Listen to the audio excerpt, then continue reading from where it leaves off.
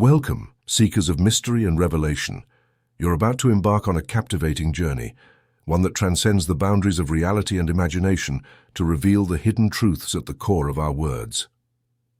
Prepare to explore the profound insights of The Power of the Word by Thomas Troward, a work that unveils the magic embedded in every syllable, whisper, and shout that defines our lives. Picture a universe where words aren't just strings of letters but potent tools with the ability to shape reality itself.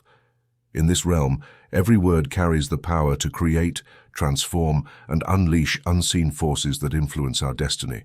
Troward, a master of the mind and soul, leads us through this mystical domain where the laws of the mind and the magic of language merge in an eternal dance.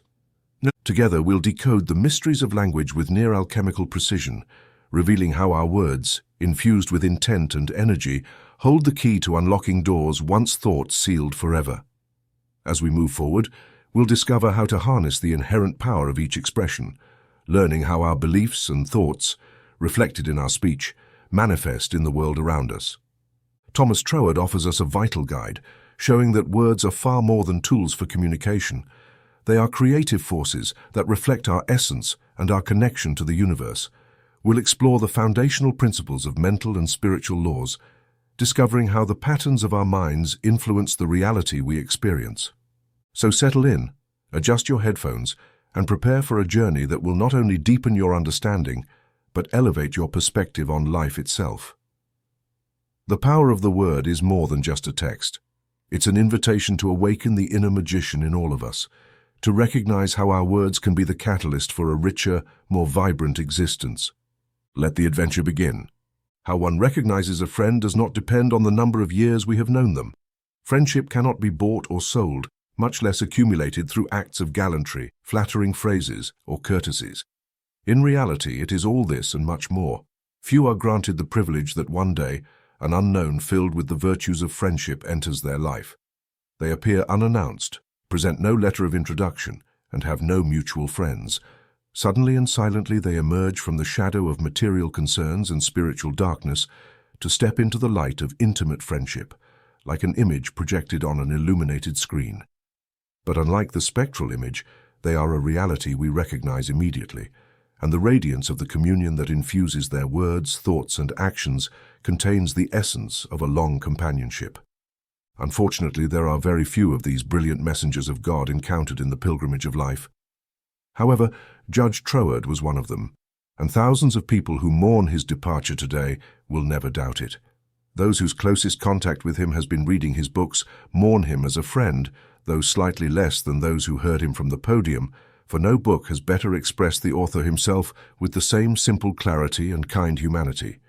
The very effort to remove what is non-essential and complicated characterizes both the man and his books. Though the spirit of friendship permeates his writings and illuminates his public life, a great deal of his friendly capacity was denied to those who did not have the privilege of shaking his hand and sitting beside him in full confidence.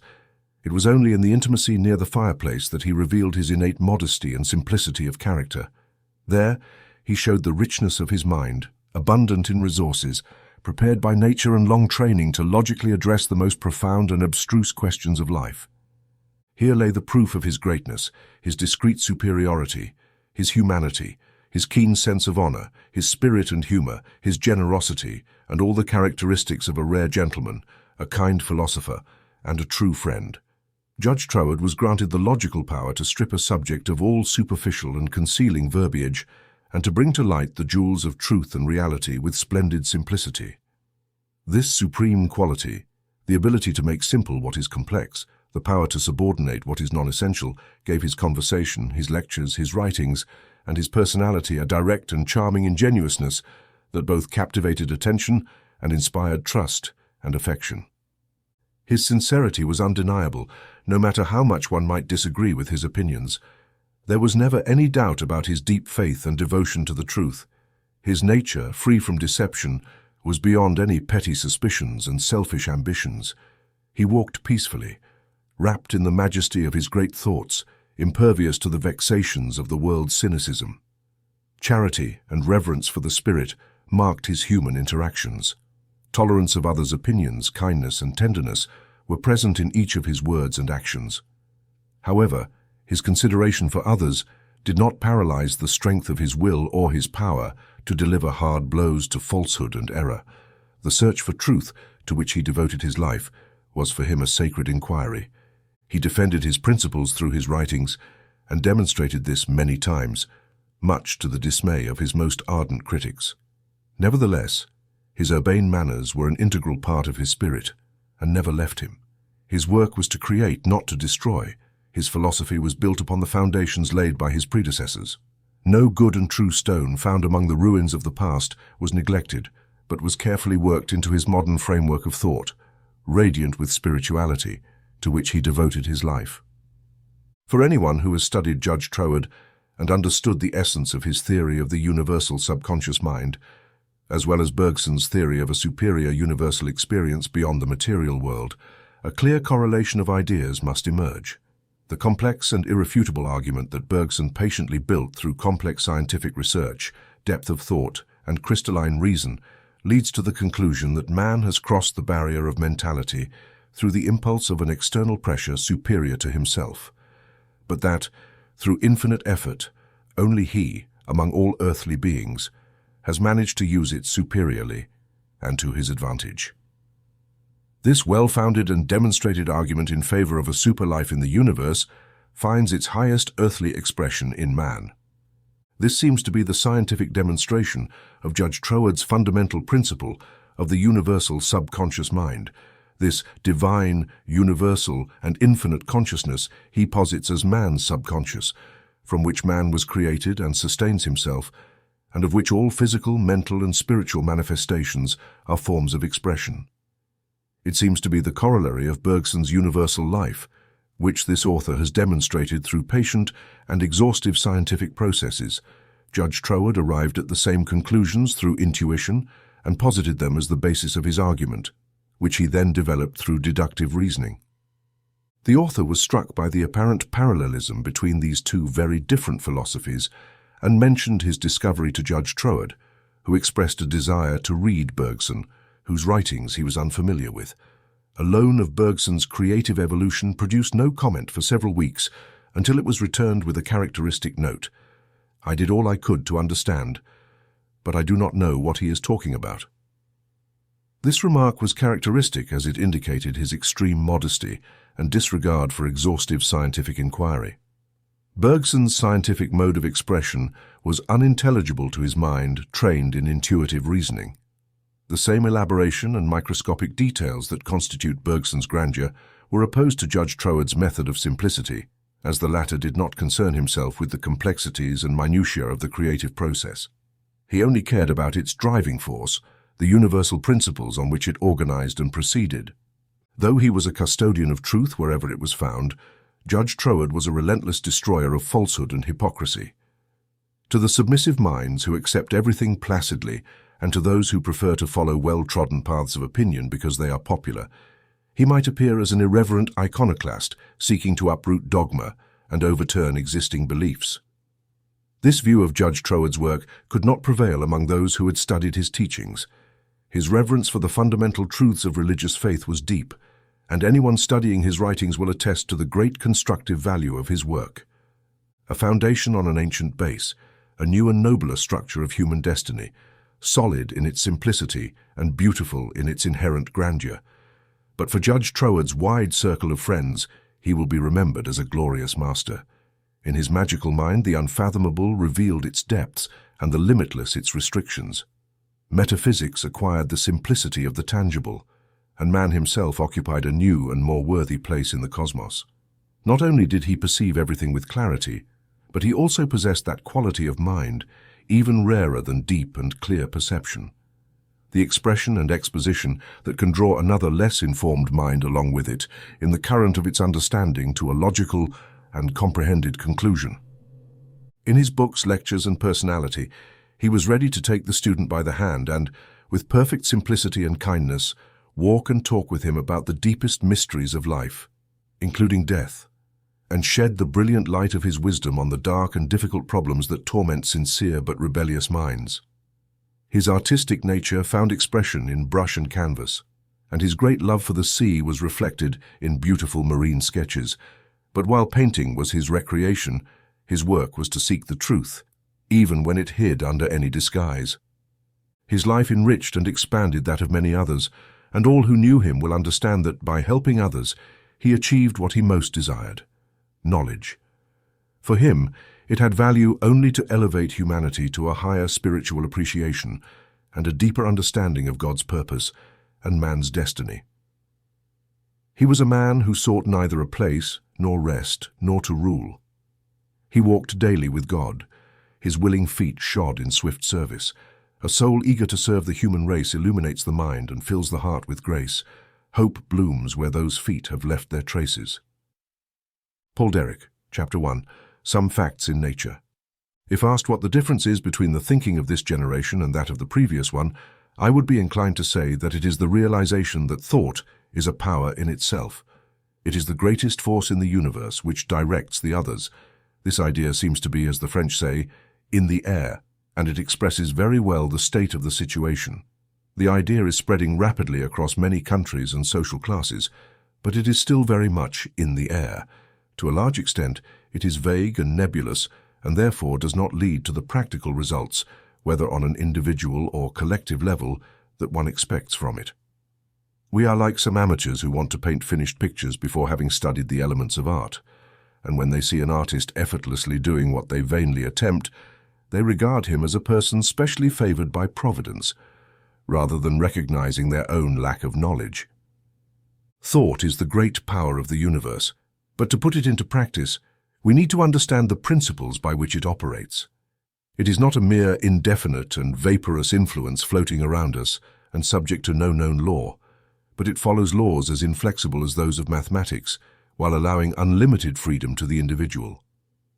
The purpose of the following pages is to suggest to the reader how to free oneself from this kind of nebulous thinking to move towards something more solid and reliable. I do not claim, like a certain preacher, to unscrew the indecipherable, for we always find something indecipherable before us. But I can recommend using a screwdriver rather than an axe, and that screws should turn from left to right rather than right to left. Thus we might be able to unscrew some things that seem screwed in. We are all beginners, and the hope of life is to realize that there are such views of endless possibilities before us that, no matter how far we progress, we are always on the threshold of something greater. We should be like Peter Pan, the child who never grew up. May heaven keep me from ever feeling completely grown up, for then I would stagnate. The reader should therefore take what I have to say only as the conversation of one child to another in the great school and not expect too much. The first question is then, where to start? Descartes began his book with the words cogito ergo sum, I think therefore I am, and we cannot do better than follow his example. There are two things about which we can have no doubt, our own existence and that of the world around us. But who is this we that is aware of these two things, that hopes, fears, and makes plans concerning them? It is certainly not our flesh or our bones. A man who has had a leg amputated is capable of thinking just as much. Therefore, it is evident that there is something in us that receives impressions and forms ideas, that reasons about facts, determines courses of action, and implements them, and it is not the physical body. It is the true self. It is the person who really interests us, and it is the improvement of this self that is worth questioning what role our thought plays in this matter. On the other hand, it is certain that the forces of nature do not think. Steam, electricity, gravity, and chemical affinity follow fixed laws that we cannot alter. Therefore, we face from the beginning a major distinction between two modes of movement, that of thought and that of cosmic energy. One is based on the exercise of consciousness and will, and the other on mathematical consciousness. This is why the instructional system known as Freemasonry begins by selecting the two symbolic pillars of Jachin and Boaz. Jachin is named from the root Jac, which means one, indicating the mathematical element of law, and Boaz from the root Ag, which means voice, indicating the personal element of free will. These names are derived from the description in 1 Kings 7:21 and 2 Chronicles 3:17 of the construction of Solomon's temple, where these two pillars were at the entrance, signifying that in the temple of truth, one can only enter by passing between them. That is, by giving each of these factors their due relationship with the other, and understanding that they are the two pillars of the universe, and that no progress can be made without finding the balance between them. Law and personality are the two great principles with which we must work, and the challenge is to reconcile them with each other. Allow me to start by considering some established facts in the physical world that show how law acts under certain notable conditions, and this will lead us to see intelligibly how the same law is likely to operate under still unknown conditions. If we had to deal with laws and conditions that were unprecedented, we would be in trouble. Imagine a mathematician having to solve an equation where both sides consist of unknown quantities. Where would the solution be? Fortunately, this is not the case. The law is unique at all times, and the apparent variety of its operation results from the infinity of conditions in which it can operate. Let us then establish a foundation by observing how it functions in what we call the ordinary course of nature. A few examples will suffice.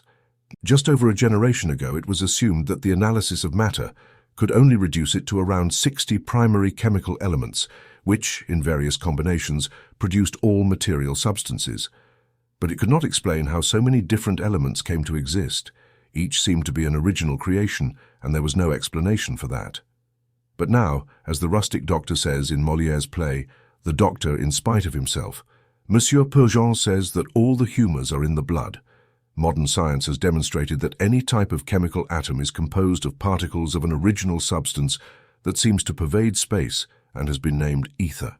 Some of these particles carry a positive electric charge and others a negative charge, and the chemical atom is formed by the aggregation of a certain number of negatively charged particles around a center of positive electricity around which they rotate. It is the number of these particles and the speed of their movement that determine the nature of the atom, such as whether it will be an atom of iron or hydrogen. Thus, we return to the ancient aphorism of Plato that the universe consists of number and movement. The size of these etheric particles is beyond any abstract mathematical conception. It is said that Sir Oliver Lodge made the following comparison in a lecture given in Birmingham. The chemical atom, he said, is as small compared to a drop of water as a cricket ball is compared to the globe of the earth. And yet, this atom is as large as if compared to one of its constituent particles, as the Birmingham Town Hall is compared to the head of a pin. It has also been said that in proportion to the size of the particles, the distance they revolve around the center of the atom is as great as the distance from the earth to the sun. I leave the imagination of the reader to grasp this infinite minuteness. Thus, modern science shows us that all material substance, whether that of inanimate matter or of our own bodies, comes from a primary etheric substance that occupies space and is homogeneous, meaning it comes from a uniform substance. This scientific conclusion is important because from this homogeneous substance are formed particles that differ from the original substance possessing positive and negative charges. From these particles, atoms are constituted. So the next question arises, what caused this differentiation? The electronic theory I mentioned leads us to a universal homogeneous ether, the source from which matter evolves, but does not explain how movement appeared there. Perhaps another closely related scientific theory can help us. Let us turn to the question of vibrations or waves in the ether. In scientific language, the wavelength is the distance between the crest of one wave and the crest of the next. Currently, modern science recognizes a long series of waves in the ether, starting with the smallest recognized so far, measuring 0.1 micron, or about 1/254,000th of an inch in length, measured by Professor Schumann in 1893, and extending to waves several miles long, used in wireless telegraphy. For example, the waves used at Clifton and Glass Bay in Nova Scotia are estimated to be nearly 4 miles in length. These infinitesimal ultraviolet or actinic waves are the primary agents of photography, while the large waves used in wireless telegraphy are capable of transmitting energy across the Atlantic, significantly affecting devices located on the other side. Thus, we see that the ether of space provides a means through which energy can be transmitted by vibrations. But what initiates these vibrations? Hertz announced his discovery of electromagnetic waves, now known by his name, in 1888, following the work of several other researchers. Lord Marconi and others eventually developed their practical application after Hertz's death in 1894. However, Hertz deserves the credit for discovering how to generate these waves through sudden and well-defined electrical discharges. The principle can be illustrated by dropping a stone into smooth water. The sudden impact creates a series of waves around a center of disturbance, and the electrical impulse acts similarly in the ether. In reality, the fact that waves propagate in all directions from the central impulse is one of the difficulties of wireless telegraphy, as the message can be picked up in any direction by a receiver tuned to the same frequency of vibration. What is interesting here is the hypothesis that thought waves might act analogously. Vibrations excited by sound are exemplified by the eidophone, an instrument invented by Mrs. Watts Hughes, with which I have seen her experiment. Dry sand is spread on a diaphragm where the eidophone concentrates the vibrations of nearby music. The sand moves in rhythm with the music, and when it stops, it settles into defined shapes, sometimes like a tree, a flower, or a geometric figure, but never in a confused mixture. Perhaps we find here the origin of legends about the creative power of Orpheus's lyre and the sacred dances of the ancients. Who knows? Perhaps a critical reader might object that sound travels through atmospheric waves and not etheric ones, but is he ready to say that it cannot produce etheric waves? The recent discovery of transatlantic telephony tends to demonstrate that etheric waves can be generated by sound, since on October 20th, 1915, words spoken in New York were immediately heard in Paris. Therefore, they could only have been transmitted through the ether, since sound travels through the atmosphere at a speed of 750 miles per hour, while the speed of impulses through the ether can only be compared to that of light, or 186,000 miles per second. It is thus fair to deduce that etheric vibrations can be initiated by sound. Perhaps the reader is tempted to say, as the Irishman does, that all this is as dry as ditch water, but he will soon realize that it has much to do with us. For now, what I want him to understand through these examples is the mathematical precision of the law. The value of these examples lies in the fact that they illustrate that we can always trust the law to lead us to a deeper understanding. If we see that it works under known conditions and trust in its unalterability, we can logically deduce what it will do under other hypothetical conditions. In this way, significant discoveries have been made. For example, this is how the Russian chemist Mendeleev hypothesized the existence of three previously unknown chemical elements, now called scandium, gallium, and germanium. There was a gap in the ordered sequence of chemical elements, and based on the old maxim, natura nihil facit per saltum, nature does not make jumps, he argued that if such elements did not exist, they should exist. Thus, he calculated how these elements should be, giving their atomic weight, chemical affinities, and similar characteristics. When they were discovered many years later, they were found to match his description exactly. He did not prophesy by conjecture, but by knowledge of the law. Similarly, radium was discovered by Professor and Madame Curie. Hertz was led to the discovery of electromagnetic waves. The famous mathematician James Clerk Maxwell had calculated all the details of these waves 25 years before Hertz, who, based on these calculations, made his discovery. Likewise, Neptune, the most distant planet known in our solar system, was discovered by the astronomer Gall, based on calculations made by Leverrier. Some variations in planetary movements were mathematically inexplicable, except by assuming the existence of a more distant planet. The astronomers had faith in the mathematics, and the hypothetical planet proved to be a reality. Similar cases could be multiplied, but as the French say, too much is not harmful. I think these examples will be sufficient to convince the reader that the unchanging sequence of the law is a trustworthy factor, and that by studying its operation under known conditions, we can gain some insight into conditions that are still unknown. Let us now turn to the human subject and consider a few examples of what is commonly called the psychic states of our nature. Poet Walt Whitman was right when he said that we are not all contained between the hat and the boots. We will discover that our modes of consciousness and our powers of action are not restricted to our bodies. The importance of this line of inquiry lies in the fact that if we possess extra-physical powers, they are also part of our personality, and must be included in our estimation of our relationship with our environment. D'Urville, a prominent French scientist, conducted some experiments demonstrating that, under certain magnetic conditions, The sensation of physical touch can be felt at a certain distance from the body. He found that under these circumstances, the experienced person is insensitive to the prick of a needle on their skin, but if the prick is made 1.5 centimeters from the skin's surface, they feel it.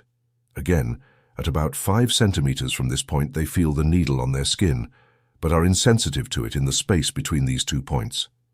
Then comes another interval where no sensation is transmitted, but at about 3 centimeters further, the sensation is felt again, and so on, so that they appear to be surrounded by successive zones of sensation, the first at about 2.5 centimeters from the body, and the others at intervals of about 3 centimeters each. The number of these zones seems to vary according to the cases, but in some there are up to 6 or 7, giving a sensation radius extending more than 50 centimeters beyond the body. To explain this, we must refer to what has been said about waves. The heart and lungs are the 2 centers of the body's rhythmic automatic movement, and each projects its own series of vibrations into the etheric envelope. It is estimated that those projected by the lungs are 3 times longer than those emitted by the heart, while the vibrations emitted by the heart are 3 times faster than those from the lungs.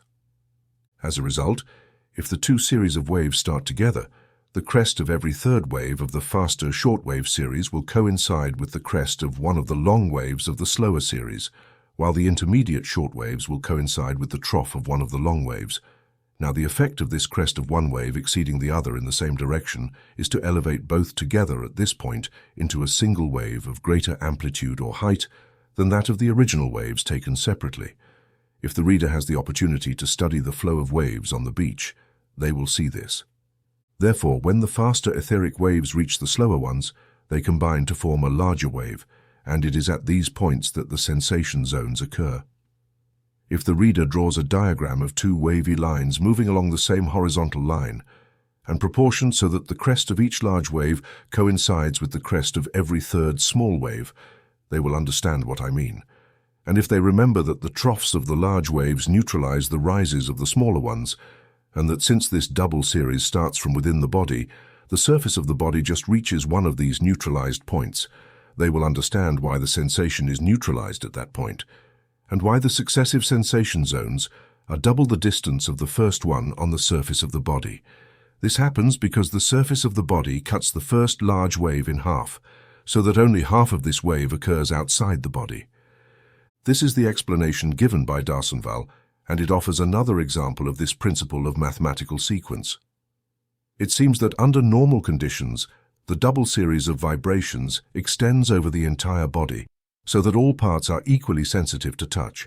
So we can assume, based on experiments conducted by D'Arsonval and others, that there are things such as etheric vibrations that originate from the human personality. In the next chapter, I will give some examples demonstrating that psychic personality extends even further than we thought, and that we possess more faculties than those exercised through the body, and that therefore they must be included in our conception of ourselves to truly understand what we are. Chapter 2. Some Psychic Experiments. In the previous chapter, we introduced the topic of etheric vibration as one of the natural forces of the universe, as the foundation of matter, as a means of transmitting energy over great distances, and as something that continuously emanates from humans. In this chapter, I will focus primarily on the latter aspect that concerns us. I will begin with an example of the application of this fact. A few years ago, I had dinner at Lady's House with a well-known mental healer, whom I will call Mr. Y, and a prominent London doctor, whom I will call Dr. W. The former mentioned the case of a lady who had had her leg amputated above the knee a few years before she came under his care, and who nevertheless frequently experienced pain in the amputated knee as well as in the lower part of the leg and the left foot. Dr. W said that this must be attributed to the nerves that transmit the sensation of limbs to the brain, in the same way that a telegraph line can be intercepted in its center. Mr. Y agreed that this was true in a purely physical sense, but went on to say that, by chance, when he placed his hand where the amputated foot would be, he could feel it. He then thought that since there was no material foot to touch, the sensation of touch must be transmitted through her psychic body. Consequently, he asked the lady to imagine making various movements with the amputated limb, which he could feel and describe, and which she confirmed. To further the experiment, he reversed the process and, using his hand, moved the fictitious leg and foot in various ways, which the lady felt and described. He then decided to treat the non-existent leg as if it were real and completed the circuit by holding her left foot in his right hand and her right foot, the amputated one, in his left hand, resulting in her immediately feeling relaxed, and after successive treatments in this manner, she was completely cured. A case as well authenticated as this raises various interesting questions related to the psychic body, but the most important point is that we are able to experience sensations through it. However, in this case and in others from the previous chapter, the physical body was present, and if we stopped here, we might question whether its presence was not a sine qua non condition for the action of etheric vibrations. I will now turn to a class of examples that demonstrate that curious phenomena can occur without the physical body being present at the scene. There are many well-verified cases of this type in the archives of the Society for Psychical Research and in other books by reliable authors. But perhaps the reader would be interested in hearing one or two cases from my personal experience that, although not as astonishing as those recorded by others, point in the same direction. My first contact with Scotland was when I gave a series of lectures in Edinburgh, which led to the publication of my first book, Edwin Burke's On Mental Science. In the following years, a second series of lectures took place in the same city, but the friends who had hosted me the first time had moved elsewhere. However, a certain Mr. S, whom I had met during my previous visit, invited me to stay with him for a day or two while I found other accommodation. As it turned out, I stayed the entire month I spent in Scotland. What surprised me was that I had never seen his house before, as it was located on the other side of the city from where I had previously stayed. I arrived on a Tuesday, and Mr. S and his family immediately greeted me with the question, "What were you thinking about at 10 p.m. last Sunday?" I could not immediately remember, and also wanted to know the reason for their question. "We have something curious to tell you," they replied, "but first try to remember what you were thinking about at 10 p.m. Sunday. Were you thinking about us?" I then recalled that on that day I had been saying my usual prayers before going to bed and had asked that, if I could stay for a day or two with Mr. S, a suitable place for the rest of my stay in Scotland be indicated to me. "That explains everything," they told me, and they went on to say that at the time in question, Mr. S and his son, a young man of about 20, had entered the dining room together and had seen me leaning against the fireplace. Both were Scots with firm characters, devoted to their work in Edinburgh, and were not the type of people to have imaginary visions. It is therefore unlikely that both had the same hallucination at the same time, which leads me to assume that they really saw what they claim. Moreover, I was in London at the time of this appearance in Edinburgh, of which I was unaware. The fact that I was seen in that city exactly at the time when my prayer was focused on Mr. S.'s house, which I had never seen, is a coincidence that suggests that in some way my thought had become visible in the imagination of my external personality. In this case, as I have already said, I was unaware of my psychic visit to Edinburgh. But I will now recount an inverse case that occurred during my first visit there. At that time, I had never been to Scotland and thought I never would. I was wide awake writing at my desk in Norwood, where I lived at the time, when suddenly I found myself in a completely unfamiliar place with the ruins of an old abbey, part of which was still covered and used as a place of worship. I was very interested, and among other things observed a Latin inscription on a tablet on one of the walls. It seemed there was an invisible guide showing me the place. He then showed me a long, low house opposite the abbey and said, "This is the house of the abbey clerk." Then I was taken inside this house and shown a series of rooms with an ancient appearance. I came back to myself and discovered that I was sitting at my desk in Norwood. I clearly remembered the place I had seen but had no idea where it was or even if it really existed. I also remembered part of the Latin inscription, which I immediately noted in a notebook because my curiosity was piqued, as I mentioned. At that time, I had no reason to suppose that I would ever go to Scotland. However, a few weeks later, I was invited to give a lecture in Edinburgh. Another visitor to the house where I was staying was the wife of the Judge of Cumberland, and I showed her, as well as our hostess, the part of the Latin inscription I had kept, suggesting that there might be something similar in Edinburgh. However, nothing similar to what I had seen was found, so we left the matter as an inexplicable fancy and thought no more about it. The judge's wife left before me and kindly invited me to spend a few days at her residence near Carr's Life, which I accepted. One day she took me to see the Lander Cost Abbey, a tourist attraction in the area. While visiting the building, I found the Latin inscription in question on one of the walls. I called the lady, who was a bit distant, and said, "Look at this inscription." She immediately replied that it was the same inscription that had intrigued us so much in Edinburgh. It was a memorial inscription for the founder of the abbey from several centuries ago. The entire place matched exactly what I had seen, and the long parish house was also there. "I wish you could see it from the inside," said the lady, "but I don't know the vicar, only his mother-in-law, so we won't be able to visit it." As we were getting into our carriage, the garden door opened, and out came the vicar's mother-in-law. "Oh, madam," she said to the judge's wife, "I am here on a visit, and you must come in for tea." So we went in and were welcomed into the house as it had appeared in my vision. Some parts were very old, and among other rooms we saw the one occupied by King Edward I during his visit to Scotland in 1296, when the Scottish regiment was captured, and the famous Stone of the Crown was taken to England and placed in Westminster Abbey, where it has remained ever since. This stone has a hidden connection with the history of the British and American peoples, of great interest to both, but as there is already extensive literature on this subject, I will not go into details now. I will now recount another curious experience. We had just settled in Norwood when, one day, while I was sitting in the sitting room, I suddenly saw two ladies climbing the stairs in the vestibule. They passed near me, and as they turned on the landing at the top of the stairs, disappeared from my view.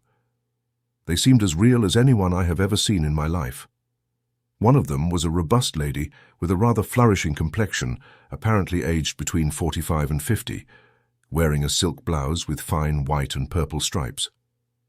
On her arm was an old lady of slight stature with white curls, dressed entirely in black and wearing a lace veil. I was particularly interested in their appearance. The next moment, I discovered that I was actually sitting in the sitting room and that the ladies I had seen were merely visionary figures. I wondered what it could mean, but since we had only just moved into the house, I thought it best not to mention it to my family for fear of alarming them. A few days later, I mentioned it to a certain Mrs. F., who had some experience in such matters. She asked me, "Did you see someone who had lived in the house or was going to live there?" The subject remained in suspense for about a month. Later, my wife arranged by correspondence for a certain Miss V. to come as a governess for our children. When she arrived, there was no doubt about her identity. She was the stout lady from my vision. The next morning she came down for breakfast, wearing the same white and purple striped blouse. It was impossible to mistake her, but I remained puzzled about the identity of the other figure I had seen with her. However, I decided not to mention it until we got to know each other better so she wouldn't think I was crazy. I kept silent for 6 months, after which I concluded that we knew each other well enough to consider ourselves reasonably sane. I then thought that if I told her what I had seen, she might be influenced by suggestion and imagine a connection with someone she knew.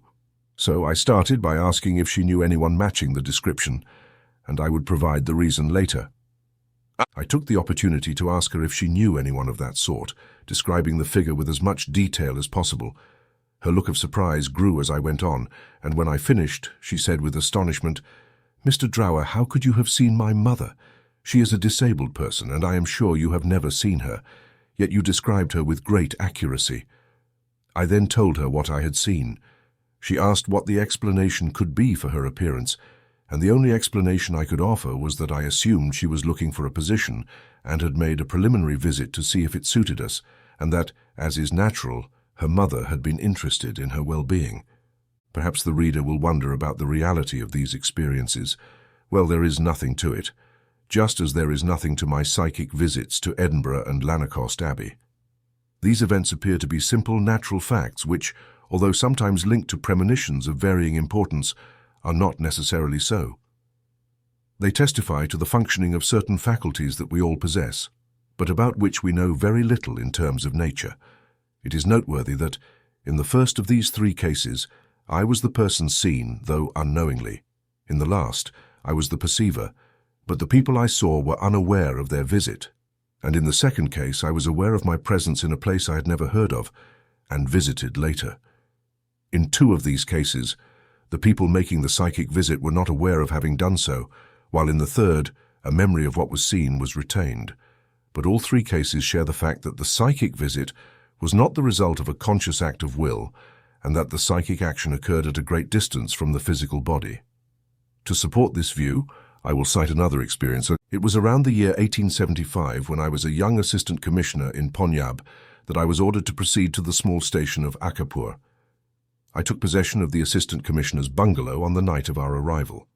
In the bungalow, my wife and I set up our lightweight Indian beds, called shark boys, side by side in a room that had been assigned to us, and we went to bed. The last thing I remembered before falling asleep was seeing my wife sitting on the bed, reading with a lamp placed on a bedside table next to her. Suddenly, I was awakened by the sound of a gunshot, and upon getting up, I found the room plunged into darkness. I immediately lit a candle that was on a chair near my bed and discovered that my wife was still sitting with the book on her lap, but the lamp had been extinguished. Take me to another room," she exclaimed. "Why? What's happening?" I asked. "Didn't you see it?" she replied. "See what? What questions?" I answered. "Don't stop to ask anything, just get me out of this room immediately. I can't stay here another minute." I saw that she was very frightened, so I called the servants and asked them to move our beds to a room on the other side of the house. She then told me what she had seen. I was sitting reading as you saw me. When I looked around, I saw the silhouette of an Englishman standing by my bed, a well-dressed man with a blonde moustache wearing a grey suit. I was so surprised that I couldn't speak, and we stared at each other for a minute. Then he leaned towards me and whispered, "Don't be afraid." And with that, I heard the sound of a gunshot, and everything went black. "My dear, you must have fallen asleep with your book and dreamed," I said. "I wasn't asleep," she insisted. "You were asleep, but I was awake the whole time. Did you hear the gunshot?" "Yes," I replied. "That's what woke me. Someone must have fired outside." "But why would someone fire in our garden in the middle of the night?" I objected. My wife found this certainly strange, but it was the only explanation that seemed to fit. Although we had to agree to differ on the matter, she being convinced she had seen a ghost, and that the shot had occurred in the room, while I was convinced she had dreamed, and that the shot had been fired outside the house. The next morning, the owner of the bungalow, an old widow named Mrs. Laser, came to visit us to see if she could be of any help with our arrival.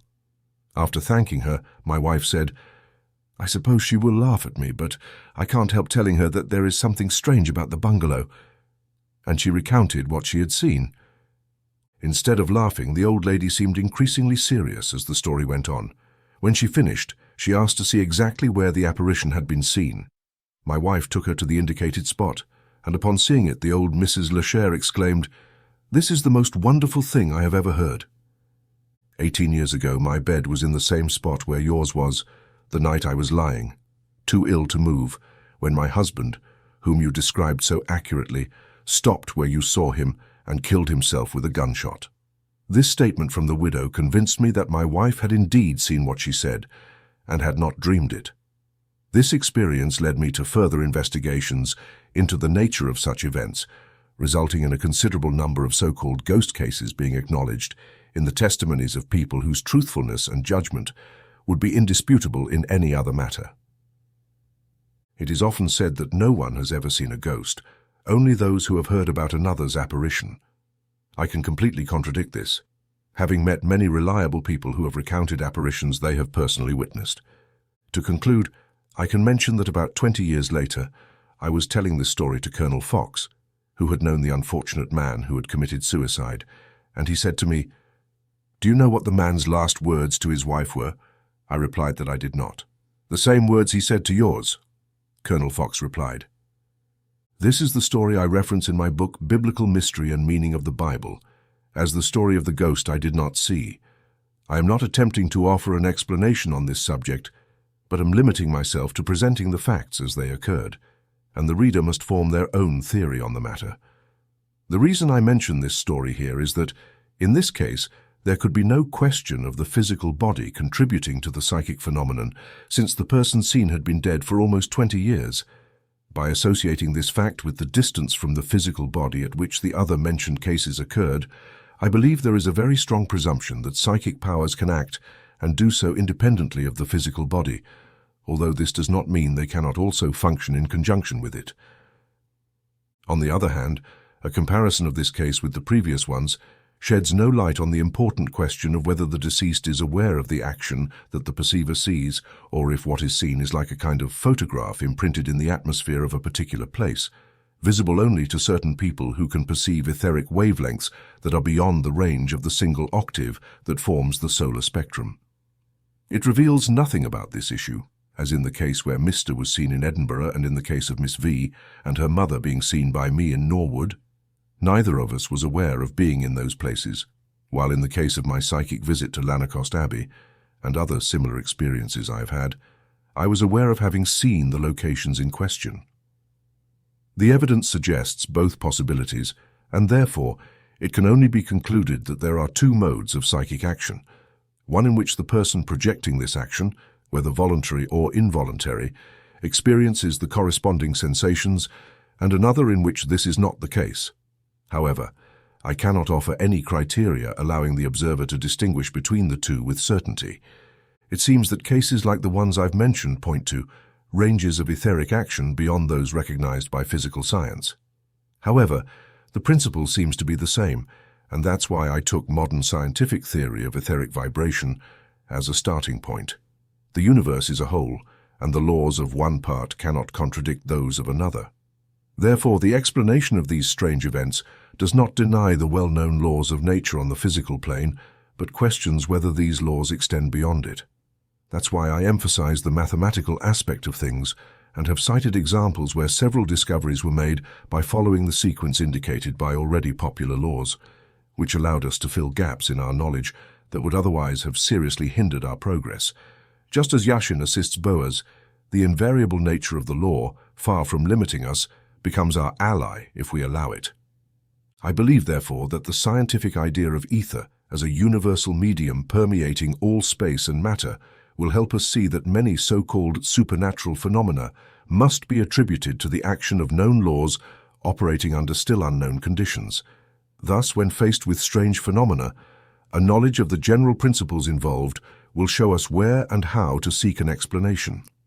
Applying this to the present subject, we can reasonably argue that since it has been scientifically proven that all physical matter consists of universal ether in various degrees of condensation, there could be other types of matter forming different modes that are beyond plain sight and our laboratory instruments. Similarly, we can argue that if various effects can occur on the physical plane through the action of etheric waves of different lengths, other effects might also occur in these finer modes of matter, and at this point, we must not forget that there is a gap between the groups of obscure heat and the arcane group consisting of 5 octaves of waves, whose lengths have been theoretically calculated, but whose action remains to be discovered. We have here a vast field for the operation of known laws under conditions still unknown, and we ask again how we can assert that there do not exist ranges of waves still unknown, smaller than the minute ultraviolet ones starting at the current known scale, or that transcend the largest one, which carries our messages across the Atlantic. Mathematically, there is no limit to the scale in either direction. Thus, by taking our position in the facts demonstrated by science, we find that the known laws of nature point toward their continuation in modes of matter and force of which we have yet to conceive. Therefore, it is not necessary to disdain the realm of established science to spread the wings of our imagination. On the contrary, it provides the necessary foundation from which we can take off, just as an aeronaut cannot ascend without a solid surface from which to jump. Now, if we realize that ether is an infinitely subtle fluid that permeates all space, we see that it must establish a connection between all modes of substance, visible or not in all worlds, and can thus be called the universal medium. Following our conception of the continuity of the law, we can assume that trains of waves much smaller or larger than those known to modern science form in this medium, in the same way that electromagnetic waves with which we are familiar do, that is, by an impulse that generates them from a particular point in the region of the finest forces we explore. This impulse could be the desire or will of the spiritual entity that we ourselves are, this feeling, this innermost essence of ourselves, which is the noumenon of our individuality, and which we briefly call our ego, a Latin word meaning myself. This idea of spiritual impulse is quite familiar to us in our daily conversation. We speak of an impulsive person, that is, a person who acts according to a sudden thought, without paying attention to the consequences. Thus, in our ordinary discourse, we consider thought as the initial impulse, although we restrict this to the case of unregulated thought. But if this thought acts as a center of impulse, why would regulated thought not do the same? We can therefore accept the idea of thought as the initial impulse that launches trains of waves into the universal medium with or without proper consideration. Having recognized its dynamic power, we must ensure that the impulses we send are intelligent, well-defined, and directed towards a useful purpose. A radio operator does not use their instruments to send a mix of waves into the ether, but controls the impulses in a defined and intelligible order, and we should do the same.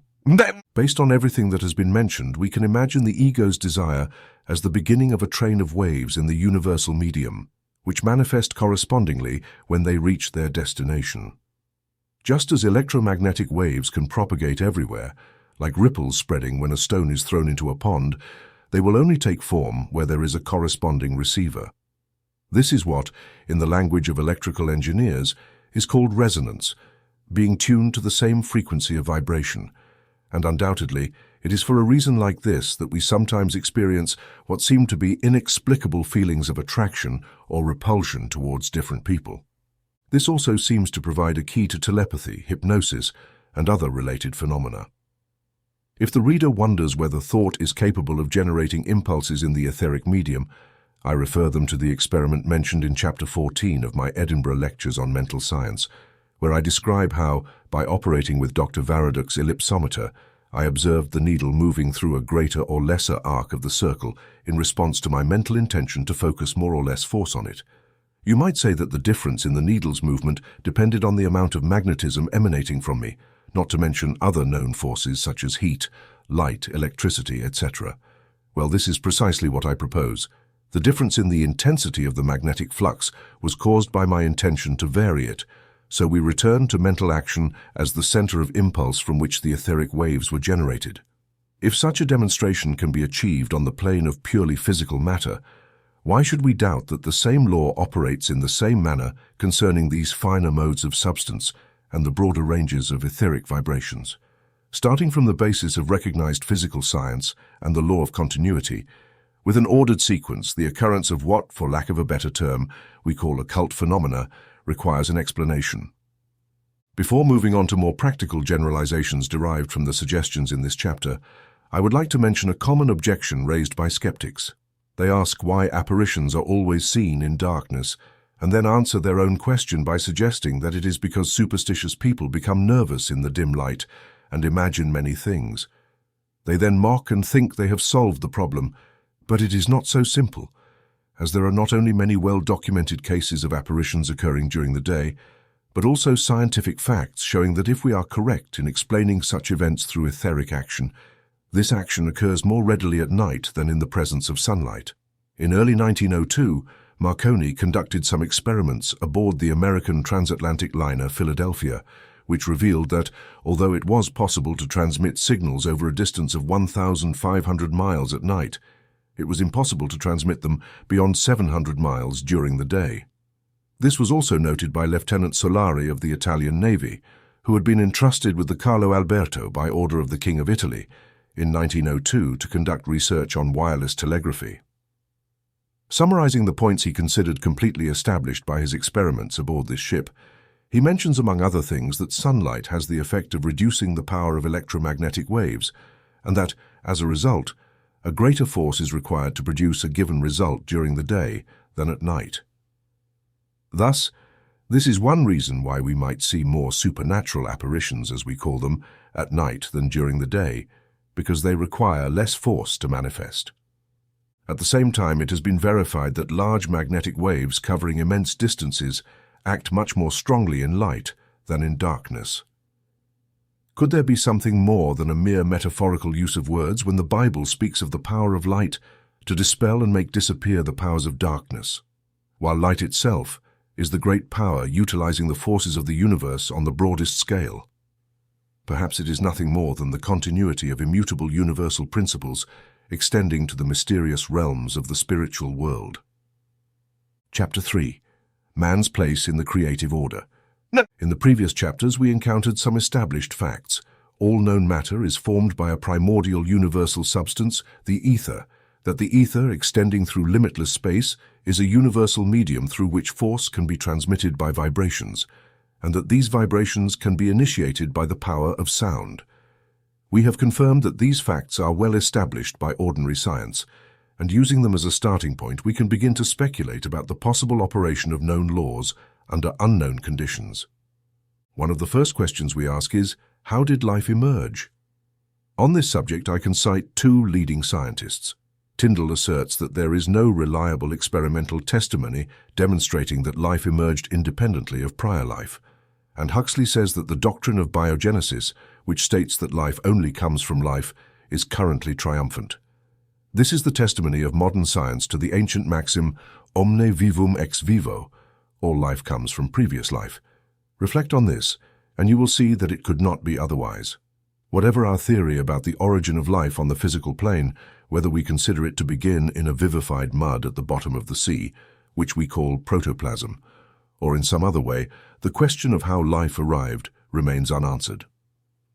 Since protoplasm is a material substance, it must have its origin, like all other material substances, in the undifferentiated universal etheric substance, none of which has the power to act on another particle until an initial vibration begins the movement.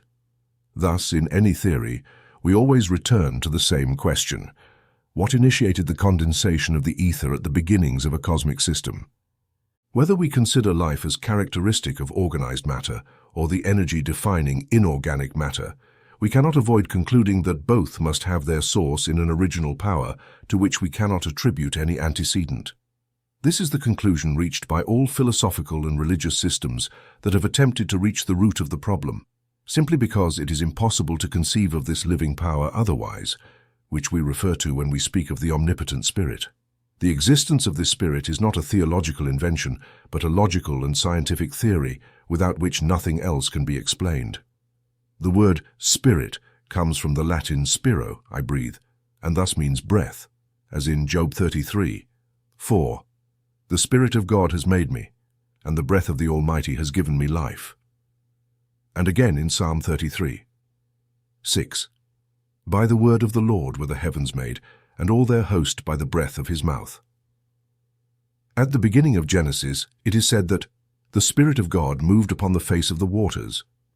The words translated as the Spirit of God in Hebrew are Ruah Elohim, which literally means the breath of God.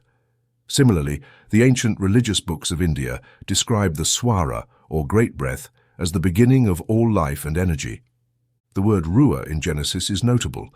According to rabbinic teaching, each letter of the Hebrew alphabet has symbolic significance.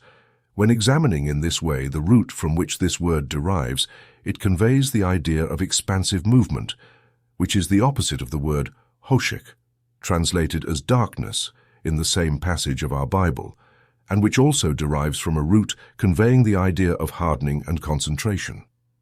This is the same idea personified in the Zend Avesta, the sacred book of the ancient Persians, under the names of Ormuzd, the spirit of light, and Angra Mainyu, the spirit of darkness. Similarly, in the ancient Assyrian myth of the struggle between the sun god and Tiamat, the goddess of darkness, this concept of conflict between two opposing principles, light and darkness, concentration and expansion, is found in all the ancient religions of the world and is prominent in our own scriptures. But it should be noted that their opposing nature does not necessarily imply conflict. The two principles, expansion and concentration, are not necessarily destructive. On the contrary, they are correlative and mutually necessary. Expansion alone cannot produce form. Cohesion must also be present. It is the regulated balance between them that gives rise to creation. In the ancient legend, if I am not mistaken, the conflict ends when Tiamat marries her former adversary. They were never truly enemies, but there had been a misunderstanding between them, or rather an error on Tiamat's part, who had not perceived the true nature of the spirit of light, and their relationship was one of cooperation rather than opposition. Thus, St. John tells us that the light shines in the darkness, and the darkness has not comprehended it. John 1:5. This absence of understanding is at the root of all problems. The reader should note, however, that I am speaking here of this primordial substance, that does not necessarily have light in itself, as there is no vibration in it yet. There can be no light without vibration. We must not make the mistake of assuming that matter is inherently evil. It is our erroneous concept of it that makes it the vehicle for evil. We must distinguish between the darkness of matter and moral darkness. Although there is a spiritual correspondence between them, the true development of man consists in the self-expansion of the divine spirit working through his mind and then on his psychic and physical organisms. But this can only occur through the individual's will to receive this spirit. When the obstacle to this work is solely caused by ignorance of the true relationship between us and the divine spirit, and the desire for truth is present, the true light will dissipate the darkness in its own time. On the other hand, if the obstacle is caused by a lack of willingness to be guided by the divine spirit, then light cannot be imposed on anyone, and this is why Jesus said, "This is the condemnation, that light has come into the world, and men love darkness rather than light, because their deeds were evil. For everyone who does evil hates the light and does not come to the light, lest his deeds should be exposed. But he who does the truth comes to the light, that his deeds may be clearly seen, that they have been done in God." John 3:19-21. In physical science, these phenomena have an exact parallel in Ohm's law regarding the resistance opposed by a conductor to the passage of electrical current. The correspondence is very notable and will be extensively explained in the next chapter. Primordial darkness, both of substance and spirit, must be taken into account if we wish to form an intelligent conception of the dual process of involution and evolution continuously unfolding within us and, through its combined action, is capable of leading to the unlimited development of both the individual and the race. Thus, according to all teachings, both ancient and modern, all life and energy have their sources in a primordial life, and energy of which we can only say that they are eternal. We cannot conceive of any moment when they would not have existed, for if there had been no primordial energizing life, what could energize it? We are therefore faced with an absolute reduction that leaves no alternative but to proclaim the eternal existence of a vivifying spirit that is the origin of everything. Let us pause for a moment to consider what we mean by eternal. When do you think that 2 times 2 began to be 4, and when do you suppose that 2 times 2 will cease to be 4? It is an eternal principle, quite independent of time or conditions. The same applies to original life. It is above time and circumstances. It is an undifferentiated essence containing within itself the potential for infinite differentiation. This is what eternal life is, and what we desire for the expansion of our life is a true understanding of that life. We are like Tiamat, and we must enter into an intelligent and loving union with the Spirit of Light to realize the infinite possibilities that are available to us. This is the ultimate meaning of the maxim, omnibus. We then see that the material universe, including our own bodies, has its origin in the undifferentiated universal substance, and that the first movement toward differentiation must be initiated by a certain initial impulse, analogous to those that initiate vibrations in the ether known to science. Therefore, this impulse must initially come from an eternal, vivifying power in itself, independent of time and conditions. Now, all ancient religions agree in attributing this initial impulse to the power of sound, and we have seen that indeed, sound has the capacity to initiate vibrations that correspond exactly to the quality of the sound, what we now call synchronous vibration. At this point, however, we are faced with another fact. Cosmic activity occurs only in certain defined areas.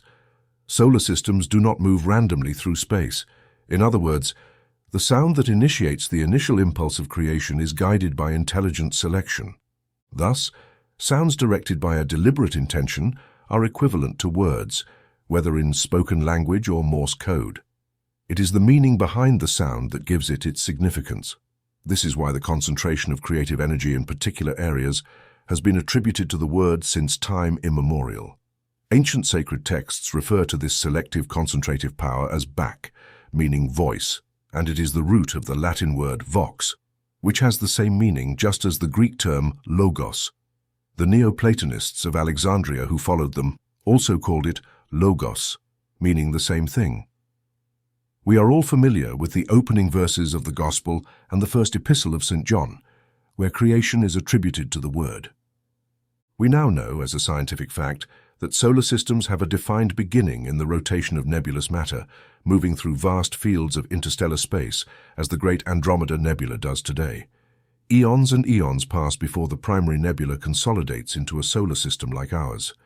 However, our science shows us that as soon as the nebula extends its spiral through the heavens, the mathematical element of law comes into play. It is through the recognition of mathematical relationships between forces of attraction and repulsion that we have been able to acquire some knowledge on the subject. I do not wish to suggest for a moment that spiritual power has not continued to operate as well. But once a center is established for the functioning of a cosmic law, spiritual power works through that law and not in opposition to it. On the other hand, the selection of particular portions of space for the manifestation of cosmic activity indicates the action of free will, undetermined by any law except the evident consideration of leaving space for the future solar system to move. The same applies to time. The spectroscopic analysis of the light from stars, which are suns, and many of which are larger than ours, shows that they have various ages. Some are quite young, others have reached maturity, and others are in the process of aging. Therefore, their creation is assigned to different epochs. Thus, we see that the organizing spirit exercises powers of selection and evolution regarding the time and place where a new global system will be inaugurated. It is this inaugurative power that all ancient teaching systems attribute to the divine word. It is the transition from the undifferentiated to the differentiated, from the unmanifested to the manifested, from the unlocalized to the localized. It is the beginning of what the Brahmanic texts call the Mandara, or period of the world. Similarly, our Bible says that in the beginning was the Word. The English word word is closely related to the Latin word verbum, which means both word and verb. Grammarians tell us that the verb to be is in fact a substantive verb, meaning it does not indicate any action passing from subject to object. This exactly describes the Spirit in its eternity. We can only conceive of it as a being, but the distribution of world systems, both in time and space, shows that it is not always cosmically active in itself, apart from manifestation. It is a pure being, so to speak, and this is why the divine name revealed to Moses was I Am. But the existence of creation shows that from this pure substantive being flows an active verb that reproduces in action what I Am is in essence. The same applies to us. We must first be before we can do, and we can only do to the extent that we are. We can only express powers that we possess, so our actions necessarily coincide with the quality of our being. Therefore, the divine word produces the divine substantive by a natural sequence. It is generated by the divine I Am, and this is why it is called the Son of God. Thus, we see that the Word, and the Son of God are all different expressions for the same power. The creative vibration in the universal substance can only be conceived as inaugurated by the Word, which localizes the activity of the Spirit in particular centers. This idea of the localization of the Spirit through the Word must be fully realized as the energizing principle in the macrocosm or great world, because, as we will discover later, this principle acts in the same way in the microcosm or small world, which is the individual man. That is why these questions have a personal interest for us. Otherwise, it would not be worth worrying about. But one mistake to avoid at this point is to assume that the Word is something that the Spirit dictates regarding when and where to operate. The Word is the voice of the Spirit itself, and not of a higher authority, for, being the Spirit the first cause, there can be nothing preceding it to command it. Nothing exists before what is first. The Word that centralizes the activity of the Spirit is therefore of the same Spirit. We have an analogy in our own case. If I go to New York, the initial movement in that direction is that of my thought or desire. It is true that in my current state of evolution, I must follow the usual methods of travel. But as far as my thought is concerned, I have been there all along. In fact, a case like the one I mentioned, where I was given something in Edinburgh while physically in London, seems to indicate the actual transfer of part of the personality to another location. The same applies to my visit to Nercost Abbey. The reader should remember that such phenomena are by no means rare. They are the natural action of some part of our personality and therefore must follow a law. Although we currently know very little about the operation of this law, we can see both through a priori reasoning and observed facts that it is the word, the thought, or the desire of the spirit that localizes its activity in a defined center. The student should keep this in mind as a guiding principle, for they will find that it applies generally to individuals, groups of individuals, and entire nations. It is the key to the relationship between law and personality, the opening to the great arcana, the balance of Jachin and Boaz, and thus is of great importance to us. We can then use as a starting point for further investigation the maxim that the word creates centers of spiritual activity. But perhaps you will ask, if this happens, what words or expressions are used? This is a question that has perplexed many before you. This word that so many have sought has been called by various names: the lost word, the word of power, the Shenhama, or secret name of God, etc. A picturesque medieval Jewish legend says that the hidden name was secretly inscribed in the most remote places of the temple, but although it was discovered, it could not be retained, for when questioned, sculpted lions emitted such a supernatural roar that, when the intruder left the place, all memory of the hidden name was expelled from his mind. However, Jesus, the legend says, knew this and avoided the lions, transcribed the name, and by cutting his thigh, hid the inscription in the incision, which immediately closed up magically. Then, after leaving the temple, he retrieved the inscription and thus retained the knowledge of the name. Thus the legend explains his power to work miracles. Jesus did indeed possess the word of power, although not in the manner described in the legend, and he proclaimed it repeatedly in his teaching. Truly, I tell you, if anyone says to this mountain, "Move from here to there," and does not doubt in his heart, but believes that what he says will come to pass, it will be done for him. Mark 11:23. Similarly, the Old Testament tells us that the word is near us, even in our hearts and mouths, Deuteronomy 30:14. What hides the word of power is our belief that something so simple could achieve it. However, as vain as it may seem, there is a law and reason behind it, as with everything else.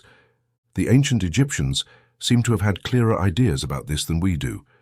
For the Egyptians, the name was the idea of the thing without which it could not exist, and whose knowledge thus gave power over what it corresponded to. The idea of the thing represented its soul. This is the same concept as Plato's archetypal ideas, but extended further to apply not only to classes, but to each individual within that class. As we will see later, there is a good deal of truth to this. In general terms, the conception is as follows. Every external fact must have a spiritual origin, an internal energetic principle that makes it exist in the particular form in which it manifests. The external fact is called a phenomenon, and the corresponding internal principle is called a noumenon. The dictionary definitions of these two words are as follows. Phenomenon, the appearance that something has to our consciousness, as opposed to what it is in itself. Noumenon, a substance or thing unknown or unknowable as it is in itself, as opposed to the phenomenon or form through which it is presented to the senses or understanding. Chambers' 20th Century Dictionary. If the dictionary is right in saying that the noumena of things are completely unknowable, the reader will have to decide for themselves. But this book is an attempt to learn something about the noumena of things in general, and of ourselves in particular. What I want to convey is that the noumenon of anything is an essence in terms of universal energy and universal substance in relation to the particular form in question. Probably the Latin word nomen, meaning name, derives from this Greek word, and in this sense, everything has its hidden name. The realm in which the power of thought operates is that of spiritual knowledge. These are the hidden names of the inner essence that determines the outer form of things, people, and circumstances. To clarify this, I started by briefly outlining the general principles of substance and energy as recognized by modern science. If I have clarified what I mean, you will see that what is sought is not the knowledge of particular words, but the understanding of general principles. At the same time, I do not want to assert that the recitation of certain forms of words, such as Indian mantras, or words that Eastern masters attribute with mystical meaning, lacks power. However, this power does not reside in the words themselves, but in the belief in their power. I will give a humorous example of this. On several occasions, I have been consulted by people who believed they were under the influence of malicious magnetism, sometimes emanating from known sources and other times from unknown sources. The remedy I prescribed was to mentally confront the adverse power and then adopt a confident attitude by saying, "Kuka-dudu," Many of them smiled at first, but in all cases, the result was successful. Perhaps this is why Asclepius is often depicted with a rooster. It is possible that ancient doctors used the kuka-dudu treatment, and I might recommend it today as very effective in certain cases. Now, I do not believe the reader attributes any particularly hidden meaning to kuka-dudu. The power lies in the mental attitude. Saying kuka-dudu to any suggestion amounts to treating it with contempt and mockery, and to prevent that suggestion from affecting us. This is the secret of this treatment method, and the principle is the same in all cases. Therefore, it does not matter which specific words we use. What matters is the intention and faith with which we use them. But perhaps a reader might ask, you just said that this is a case of synchronous vibration, so what really matters is the actual sound of the particular syllables. How does this align with what you have said? The answer is that the law is always the same, but the mode of response varies depending on the nature of the medium in which it operates. On the level of physical matter, vibrations are in harmony with physical sounds, as shown by experiments with the cymoscope. Similarly, on the level of ideas or noumena, the response occurs in terms of that plane. The word that creates the noumena, or centers of spiritual action, must belong to the world of noumena. Thus, it is not illogical to say that what matters is intention and faith, rather than the external sound. This is the secret of the power of thought. It is a miniature reproduction of the power that created the world. It is the power of personality, combined with the action of the law, that produces results that the law alone could never generate. As the old maxim says, nature without help fails. This leads us to another important question. Is the creative power of the word limited by the invariability of the law? If the law cannot be altered in any way, how could the word be free to do as it wishes? The answer is contained in another maxim. Every creation carries its own mathematics. One cannot create something without simultaneously creating its relationship with everything else. Just as when painting a landscape, the contour given to the trees will determine that of the sky. Therefore, whenever you create something, you initiate a chain of causality that will operate in strict accordance with the type of thought that initiated it. The current always has the quality of its source. The thought that aligns with the unity of the great whole will produce harmonious results, and the thought that disrupts the great principle of unity will produce conflicting results. This is where all problems and confusion in the world come from. Our thought is perfectly free, and we can use it constructively or destructively according to our choice. But the immutable law of sequence will not allow planting a thought of one type and having it bear fruit as another. The question thus arises clearly, why did God not create us to avoid having negative or destructive thoughts? And the answer is that He could not. There are things even God cannot do. It is not possible to create a contradiction in terms. Even God could not make 2 times 2 yield a result other than 4. Now I want the student to clearly understand why making bad thoughts impossible would involve a contradiction in terms and therefore be an impossibility. To grasp this, we need to realize our place in the order of the universe. The very word man indicates this. It comes from the Hebrew root en, which in all its derivatives conveys the idea of measurement, as in the word mente through Latin mens, the faculty that compares things and estimates them. The word luna, moon, refers to the celestial body whose phases provide the most evident standard for the periodic measurement of time, and mens, month, is the period thus measured. Therefore, man means the measurer, and this aptly describes our place in the order of evolution, as it indicates the relationship between personal will and immutable law. If we accept the truth of the maxim, nature does not fail, everything becomes clear, and all progress in applied science demonstrates the truth of this maxim. To revisit an example I used in my previous books, ancient shipbuilders believed that ships should be made of wood rather than iron, because wood floats on water while iron sinks. But now, almost all ships are made of iron. However, the specific weights of the two materials have not changed, and a log of wood floats while a piece of iron sinks, just as in the time of Drake and Provisor. The only difference is that people have understood the underlying principle of the law of buoyancy and generalized it. Anything will float if its weight is less than the mass of water it displaces, whether it's an iron ship floating on water or a balloon flying in the air. As long as we limit ourselves to simple observation of facts, we will make no progress.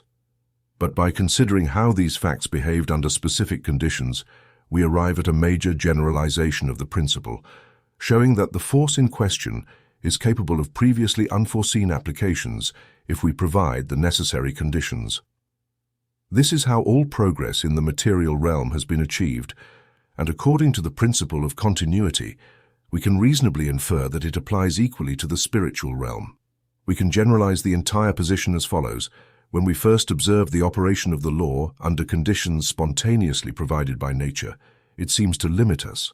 But by seeking the reason for the action exhibited under these limited conditions, we discover the principle and true nature of the law in question, and then learn from the law itself what conditions to provide to extend its scope and direct its energy towards the achievement of defined goals. The maxim we need to learn is that every law contains within itself the principle of its own expansion, which frees us from the limitation that the law seemed to impose on us initially. These limits were never in the law itself, but in the conditions under which it operated, and our power of selection and will allows us to provide new conditions not spontaneously provided by nature, thus specializing the law and revealing immense powers that have always been latent within it, but remained hidden unless brought to light through the cooperation of the personal factor. The law itself never changes, but we can specialize it by understanding the principle involved and providing the appropriate conditions. This is our place in the order of the universe. We give a defined direction to the action of the law, and thus our personal factor always acts on the law, whether we are aware of it or not. Under the influence thus impressed upon it, it continually reacts to us. Now we can conceive no limit to evolution. Assuming a point where it ends is a contradiction in terms. It is assuming that the eternal principle runs out, which amounts to denying its eternity. As we have seen, unless we assume this characteristic, it is impossible to explain our own existence or that of anything else. Therefore, saying that a point will be reached where it will be exhausted is as absurd as saying that a point will be reached where the sequence of numbers will stop. Evolution, the progress from lower modes to higher modes of manifestation of the underlying life principle, is eternal. But regarding the human race, this progress entirely depends on the extent to which we grasp the principles of the law of our being and thus learn to specialize it in the right direction.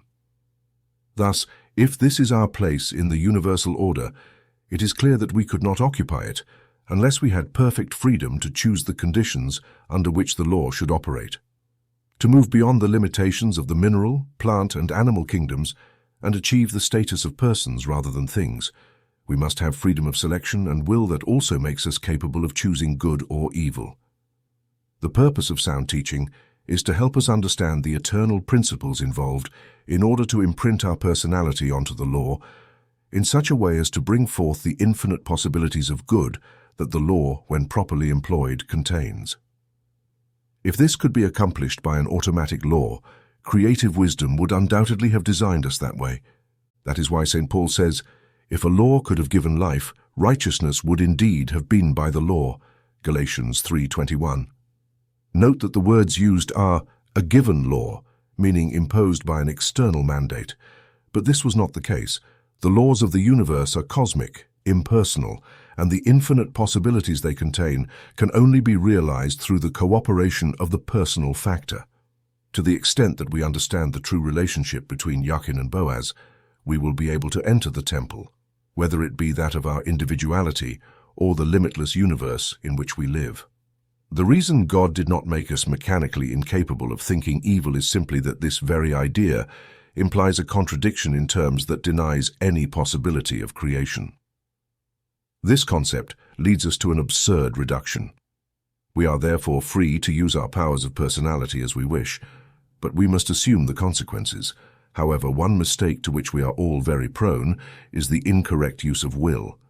Its function is to keep our other faculties in harmony with the law and thus allow us to specialize it. But many people seem to think that with willpower they can coerce the law in one way or another. In other words, that through willpower they can sow a seed of one type and make it bear fruit of another. The life spirit seeks to express itself through our individuality by three paths: reason, feeling, and will. But as in the Amazonian legend of the murder of Jaira Mavich, The architect of Solomon's temple is rejected by the side of reasoning, by the weight of logic based on false premises, by the side of feeling, by the level of conventional ideas, and by the side of will, by the hammer of a myopic will that delivers the final blow. It is only when the true perception of the principle of life resurges within us that the temple can be contemplated according to the true plan. It must be remembered that will is not the creative faculty within us. It is the power of conception where the creative agent is, and the business of will is to keep this faculty in the correct direction, which will be determined by enlightened reason. Conception creates ideas that are the seed which, in due course, will produce fruit according to its own kind. In a broad sense, we might call this the faculty of imagery, but we should not assume that this necessarily involves visualizing mental images, which is only a subsidiary mode of using this faculty. An immaculate conception is therefore the only way by which the new, liberated man can act in each individual. The result is always the same. Will maintains the conception and the idea thus formed, the direction of the law's operation. But this direction can be true or reversed, and the impersonal law will act constructively or destructively according to the conception it embodies. Thus, willpower can be used to maintain a reversed conception. Our personal willpower is sufficient to overcome any opposition. But this mental attitude ignores the fact that the fundamental principle of creative power is the entirety of creation, and thus the idea of forcing the realization of our desires through the power of our will is a reversed conception which, though it may seem successful for a time, is doomed to fail because it antagonizes the very power it seeks to use. This reversed use of will is the basis of black magic, a term that may make some readers smile, but which is practiced today to a much greater extent than many of us imagine, not always with full awareness of its nature, but in many ways that are the first steps on the left-hand path. Its mark is the determination to act through one's own will, instead of using our will to cooperate with the continuous forward movement of the great whole, which is the will of God.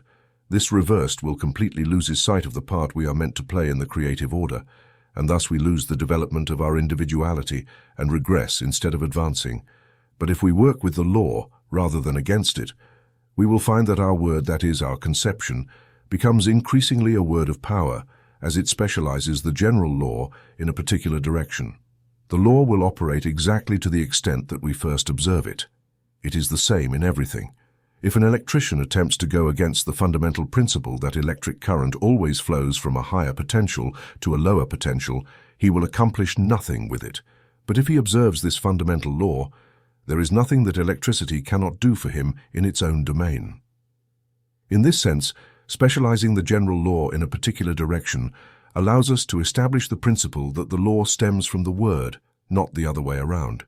When we use our word in this way, not as expressing a will of its own that seeks to crush everything that is not submissive to it, but as a portion, even a small one, of the universal cause, and thus with the desire to act in harmony with that cause, our word becomes a constructive power. Its influence may be small at first, as there are still doubts in the depths of our mind, and each uncertainty is a negative word that contends against our affirming word. But by adhering to our principle, we will gain experience in these matters, and the creative value of our word will grow. Chapter 4. The Law of Integrity. It might seem superficial to say that the whole is made up of its parts, but we often forget this in our view of life. The reason we repeat this is that we tend to have too narrow a view of the whole, and also because we do not sufficiently consider that it is not merely the arithmetic sum of the parts that constitutes the whole, but also the harmonious agreement of each part with all the others. The extension of the whole and the harmony of the fractions are what we must seek and aim for. This is the universal rule, regardless of the whole in question. Consider the case of the artist. He must start with a defined objective, which in the jargon of study is called a motif, something that has left a certain impression on him that he wishes to convey to others, but which cannot be presented as an isolated fact without any context. This context must be painted in such a way that it has a natural relationship with the main motif. It should lead to it, but at the same time should not compete with it. There must be only one defined interest in the work, and minor details should not interfere with it. They are there solely to support the expression of the main motif without being treated negligently. Everything that is visible must be drawn with precision that correctly suggests its individual character, but without being accentuated to the point of highlighting the details at the expense of the breadth of the work. This is the artistic principle of unity, and the same principle applies to everything else. What then is the motif of life? It must surely be to express one's own experience. Therefore, in the true order, all modes of life and energy must converge towards this goal, and it is only our myopia that prevents us from realizing this. The greater the harmony of the entire life, the greater the influx of this life into each of the parts that give it expression. This is what we need to learn about our being, whether as individuals, classes, or nations. We have seen the cosmic operation of the law of totality in the discovery of the planet Neptune. Another planet was absolutely necessary to complete the unity of our solar system, and it was discovered to exist. Similarly, in other branches of natural sciences, the law of unity is the fundamental law of life, and it is our ignorant or intentional violation of this law that is at the root of all our problems. If we take this law of unity as the basis of our thinking, it will not be surprising to discover how far this will lead us. Each part is a complete whole in itself. Each tiny particle revolves around the center of the atom in its own orbit. It is complete in itself, and through cooperation with thousands of forms, it forms the atom. The atom is also a complete whole, but it must combine with other atoms to form a molecule and so on. But if the atom is imperfect in itself, how could it combine with others? Thus, we see that, however minute each part is relative to the whole, it must also be a complete whole on its own scale. If one wants to build a larger whole according to the same principle, the recognition that our personality is an infinitesimal fraction of an unimaginably greater life does not mean that it is transcendent in itself or that our individuality merges into an indistinguishable mass. On the contrary, our totality is an essential factor in the construction of the larger whole. Therefore, as long as we keep the construction of the great whole as our main objective, we should never fear the expansion of our individuality. The more we expand, the more we become effective units. However, we should not assume that unity means uniformity. St. Paul expresses this very clearly when he says, "If the whole body were an eye, where would be the ear?" 1 Corinthians 12:14. How could one paint a picture without distinctions of form, color, or tone? Diversity within unity is the necessity of all expression, as St. Paul highlights concerning our bodies, even more so in the expansion of eternal life through endless ages and limitless space. Once we grasp this idea of unity and the progressiveness of life extending into infinity, limitless possibilities open before us, which would be enough to stagger the imagination, were it not for our old friends, law and word. But they will always accompany us, and we can count on them in all worlds and conditions. This law of unity is what, in natural science, is known as the law of continuity, and ancient wisdom formulated it in the Hermetic axiom, sicut superior, ita inferior. As above, so below. As below, so above. We progress at each step, unfolding as we advance, and this unfolding has no end, as it is eternal life finding increasingly complete expression because it can find increasingly appropriate channels to express itself. It cannot reach its end, just as numbers have no termination, but it must find the appropriate channels to avoid error. Perhaps someone might say that they cannot create suitable channels for every type of necessary expression. The answer is yes, and they do. To a certain extent, as we have seen, the verb, thought, or initial impulse of the living spirit sets into motion from a cosmic center of activity where the mathematical element of the law immediately manifests. From this point onward, everything develops according to certain general principles of sequence. It is a generic creation by types or classes, like Plato's archetypal ideas. This creation is governed by a law of averages and the legal maxim of ninis non curat lex. The law cannot concern itself with minorities.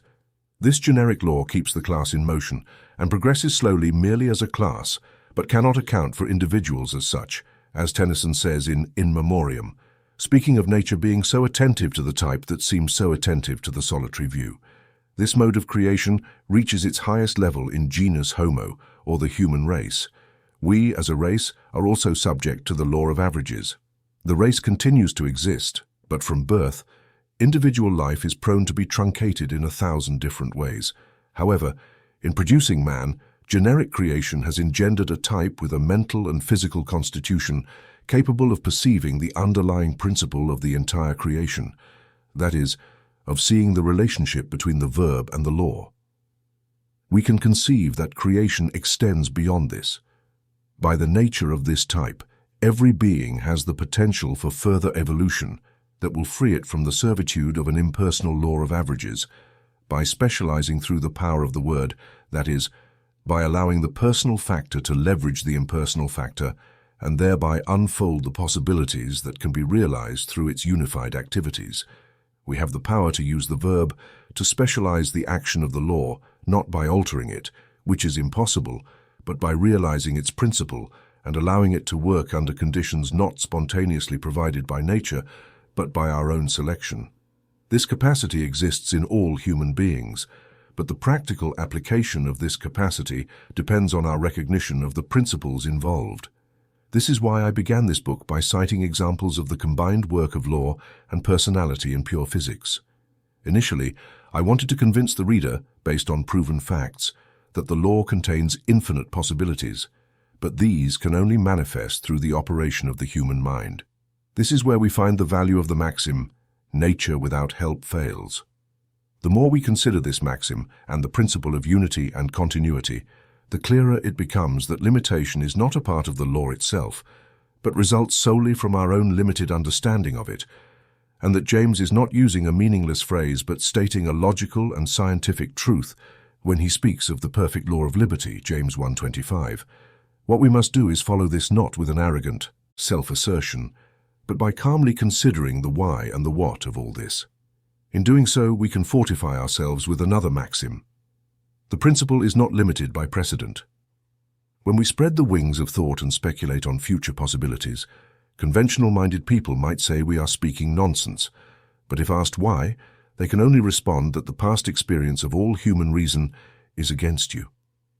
They do not speak this way when it comes to flying machines or horseless carriages. They call them scientific discoveries.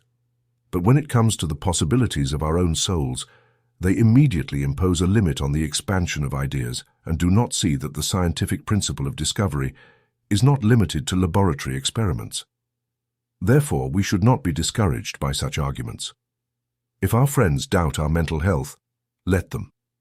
The mental health of men like Galileo and George Stephenson was questioned by their contemporaries. Thus, we are on the right path. At the same time, we should not neglect our own judgment. We must have an intangible reason for our conclusions and realize that, although they may be unexpected, they are the logical realization of principles we can recognize in the creation around us. If we do this, we need not fear spreading the wings of fancy, even if some may not accompany us. We must remember that we are using wings.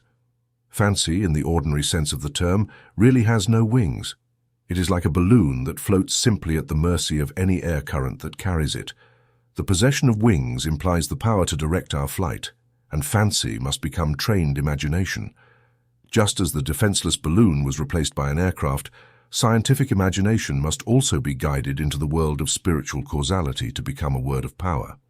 Its power stems from the fact that it always works in harmony with the law. Therefore, we can proceed with confidence as we follow the same universal principles according to which all creation has evolved, except that now we are specializing its action from the standpoint of our individuality. According to ancient teaching, man, the microcosm, repeats within himself all the laws of the macrocosm or the great world around him. As we begin to see the truth of these things, we transcend the merely generic phase. This first phase is necessary to provide a starting point for the next. The first phase is one of servitude to the law. It could be called nothing else for the simple reason that one must learn the law before one can use it. After the phase of generic creation, we emerge into that of individual creation, where we attain freedom through the growth of the law of our own being. Thus, talking of a new creation is not a mere theological myth, but a logical result of what we are now. If we add to our recognition of the power of the law the recognition of the power of the word, we can now speculate a bit on an application of the general principle we have considered. ***. It seems to me that as a result of the generic creation I have just discussed, there is in everything what I can call the soul of the subject.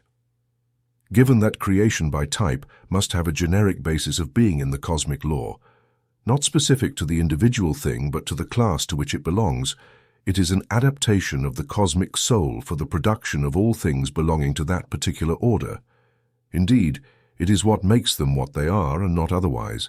However, because this basis is generic and common to the entire kind upon which it is built, it is not specific, but acquires localization through form, being the form of the class to which it belongs, thus reproducing the individual of that class, whether it be a cat or a cabbage.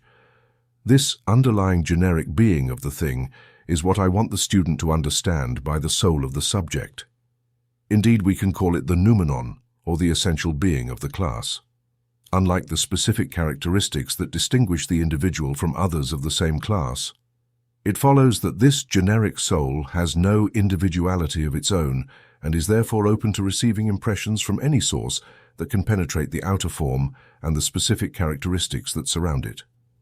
At the same time, it is a manifestation of the cosmic law and thus cannot deviate from its own class nature. Therefore, any influence that can be impressed upon it by another source will always manifest in terms of the class of the generic soul that is thus impressed. For example, it would be impossible to impress a dog to write a book. We can thus generalize the statement and establish the rule that every impression receives its expression in terms of the medium through which it is expressed. This becomes evident when expressed in simple language like this. For example, if I paint an oil painting, my impression is translated in terms of this medium, and if I paint a watercolor, my conception will be conveyed in terms of this medium, and the methods of treatment will be perfectly different for the two paintings. This applies to everything, and if we take this generalization into account, it clarifies many things, particularly in psychic domains that might otherwise seem puzzling. Now we ourselves are included in the general creation, and as a result, we have a generic basis or a type of personality that is entirely impersonal. This is not a contradiction in terms. Although it may seem so, we belong to the class genus Homo, whose distinctive quality is personality, that is, the possession of certain faculties that constitute us as persons rather than things or animals. But at the same time, this fundamentally generic personality is like a totality of humanity and does not distinguish one individual from another. In this sense, it is impersonal, which is why we can call it our cosmic or impersonal personality. Now, it is on this cosmic element inherent in all things, from minerals to man, that the power of thought acts. Being imperative, it has no private purpose to oppose the suggestion impressed upon it. The only thing is that, according to the rule we have just established, the response will always be in terms of the cosmic element we have set in motion. Thus, on the human level, it will always be in terms of responsibility. It all comes down to the fact that we impart to this impersonal element the reflection of our personality. As a result, we create in it a certain personal quality that expresses itself in terms of the inherent nature of the impersonal factor we have temporarily endowed with a personal quality. We do this continuously and unconsciously, whether for good or ill. But when we come to understand the law concerning this, we must try to regulate the usual flow of our thoughts so that they exert a beneficial influence on our normal state, even when we do not use this power intentionally. This cosmic element within us is so closely linked to our most conscious powers of evolution and reasoning that it constitutes a single unit, and so it must be. Only, as we shall see later, with a difference. But there are certain abnormal states worth considering because they make clearer the existence within us of this impersonal ego, termed in academic language the subliminal consciousness. The work of the subliminal consciousness manifests in various ways, such as clairvoyance and trance states. All these phenomena occur spontaneously or are induced by experimental means such as hypnotism. However, the similarity of phenomena in both cases shows that it is the same faculty that is in evidence. Asterisk, asterisk. In hypnotic experiments where the operator simply has the subject perform an external act, we do not go beyond the fact that the individual will of the person has been temporarily put to sleep, and that of the hypnotist has taken its place. Even this demonstrates a power to imprint a personal quality onto the subliminal consciousness, but it does not allow it to exhibit its own powers. The goal of such elements is to showcase the hypnotist's powers, rather than to explore the powers of the subliminal personality, which is more significant in this context. However, when the hypnotist uses their command power to instruct the patient's subliminal self to exercise its powers, merely guiding it as to the subject on which it should be exercised, truly marvelous powers manifest. Unknown places are accurately described to the perceiver. Correct information is given about what people are doing elsewhere. The contents of sealed letters are read, symptoms of illness are diagnosed, and sometimes appropriate remedies prescribed, etc. Distance seems to make no difference in many cases, nor does time, and historical events that occurred long ago with details not previously known are described accurately in all their details, which are subsequently corroborated by contemporary documents. There are also cases where future events have been correctly predicted, such as the famous prediction by Cazot about the French Revolution and the fate of each member of a large gathering when it occurred. Although this was a spontaneous case and not under hypnosis, which might give it more value, the same powers also manifest in spontaneous cases, with my own experiences reported in a previous chapter serving as a small example. But since there are many books on the subject, I do not need to dwell on it here. If the reader wishes to learn more, I recommend reading Gregory's letters on animal magnetism, published about 50 years ago. As far as I know, they may be out of print, but if the reader can obtain them, they will find it a trustworthy book, the work of a professor of chemistry at the University of Edinburgh who studied the subject calmly and with a well-trained scientific mentality. What I want the reader to understand is that, whether the action occurs spontaneously or is induced by experimental means, these powers truly exist within us, and, therefore, in the tally of faculties at our disposal, they should not be omitted. However, in our usual condition, these faculties are subordinate to those that connect us with the everyday world. I cannot help but think that, at our current stage, this is the best place for them. Here, they have a special function to fulfill, which I will discuss in another chapter. Meanwhile, I would prefer to leave their development to the ordinary course of nature, without stimulating them through hypnotic influence or autosuggestion, nor repressing them, and they will manifest themselves. However, each must follow their own judgment in this area. It is simply important not to deny the existence of these faculties within oneself merely because they are not consciously exercised, as they occupy a very important place in our complex personality. All the evidence on the subject that has reached me seems to indicate that it is through this impersonal or cosmic portion of our mind that the power of thought acts on us, whether in the form of telepathy, healing treatment, or in any other way. It is also through this channel that undirected thought currents affect us. Just as in the first wireless telephone message sent on September 29, 1915, from the American Telephone Company office in New York, directed to San Francisco, which was heard simultaneously in San Diego, Darwin, Panama, and even as far as Perth Island, Honolulu in the Pacific Ocean.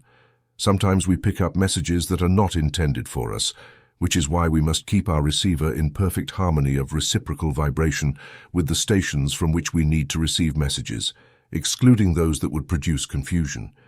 But I digress slightly from our current point. It is more about giving an influence than receiving one. Through this impersonal cosmic soul, we can send our thoughts for healing diseases, for the suggestion of positive and happy ideas, and for many other beneficial purposes, although the extent of the result will of course be significantly influenced by the mental attitude of the recipient, which is a factor to consider. This power to send a subtle influence, whether called magnetism or otherwise, is not limited to operations on the human subject. 2 ladies I know experimented with 2 rose bushes that seemed to be in equal condition. Each day they blessed one and cursed the other, with the result that after a month the anathematized plant was completely withered, while the other was in an unusually abundant state of bloom. Even in this case, we do not have complete scientific support, as Professor Voce tells us in his work on the response of metals that they can not only be poisoned by certain chemicals so as to lose their normal qualities, but can also be hypnotized into a similar condition. Thus, such facts provide considerable support to the theory of the existence of a soul of the subject that responds in its own way to the power of human thought. ****. So, how is this influence transmitted? Here, our study of etheric waves helps us by extending the same principle and imagining how the known law operates under unknown conditions. This will at least allow us to formulate a working hypothesis. I have said that our actual commercial explanation of etheric waves extends from ultraviolet waves used in photography, which measure only 1/254,000th of an inch, to those measuring several miles used in wireless telegraphy. But this practical application does not exhaust the conceivable possibilities of etheric vibrations, as not only do we find a gap of 5 octaves of waves between the infrared group and the etheric group, but mathematically there is no limit to the size or smallness of waves, and the scale can extend indefinitely in any direction. This is not surprising either. Indeed, if we consider that vibration is not the progressive displacement of individual particles from one place to another, but rather the alternate rising and falling of substance at the same point, and that ether is a homogeneous and universally present substance, it is evident that there is nothing that limits the smallness or largeness of the intervals in which the rising and falling occur. Therefore, we have an unlimited field for our imagination to play in. Furthermore, if we reflect on the fact that all forms are made up of more or less dense aggregates of ether, and that what determines the generic form of anything is its cosmic soul, or the generative principle of the class to which it belongs, it follows that this soul must have a corresponding form, however inconceivably fine the etheric condensation that distinguishes it from other souls might be, and which prevents all from blending into an indistinct mass. If we now combine these two principles, that the soul of anything must have a form, however fine it may be, and that there is no limit to the fineness or size of etheric vibrations, we can draw some conclusions from these premises. It is established by ordinary science that, although the particles of any substance appear cohesive, they are actually separated by interstices through which etheric waves can penetrate. This principle can be illustrated by the power of X-rays to penetrate seemingly solid bodies like iron. Thus, if we combine this with the fact that there is no limit to the fineness of etheric waves, we see that, however fine the particles constituting any form may be, it is always possible to have even finer etheric waves, and therefore capable of penetrating that form and establishing vibrations within it. Our familiarity with the denser modes of matter makes it difficult to understand these finer activities, but there is nothing in what we know about the denser modes that contradicts this conception. On the contrary, it is precisely what we have learned from these denser modes that leads us to the principles on which these later conceptions rest. Therefore, if we consider this in light of a mathematical proposition, there is absolutely no limit to the fineness of any form or its susceptibility to etheric vibrations. Finally, add to this the power of the word to initiate trains of etheric vibrations, and you get the following series. The word initiates etheric waves. These waves produce the corresponding vibration in the soul of the subject, and the soul of the subject in turn communicates the corresponding vibration to its body. Thus, we can explain the creative power of thought based on a recognizable law. We believe because we know we believe, not because someone told us. Doubt remains the creative action of thought, only it is negatively creative.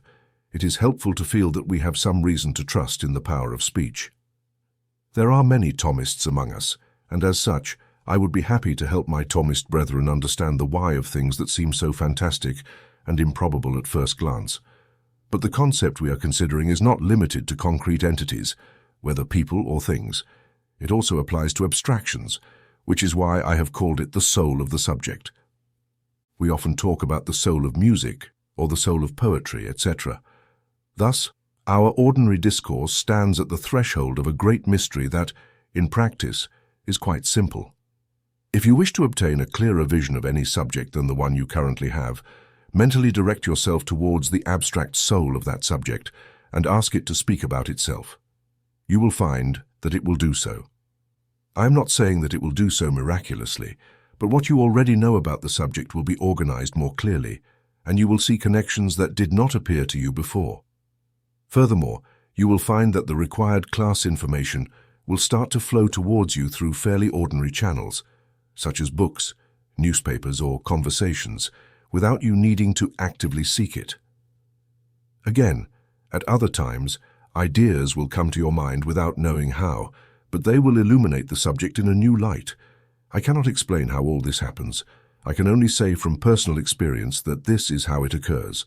However, we should not neglect ordinary common sense by organizing the information that comes to us and comparing it with our prior knowledge. Indeed, we must work on it. There is no reward for laziness. We should also not expect to suddenly receive complete knowledge of any subject we are totally ignorant of. I do not say that this is entirely impossible, as I cannot afford to limit the possibilities of the universe, but it should certainly not be expected in the ordinary course of things. Asterisk, asterisk. Sometimes I have been shown samples of inspired painting created by people who claim to be ignorant of art, and the ignorance is very evident on the surface of the work.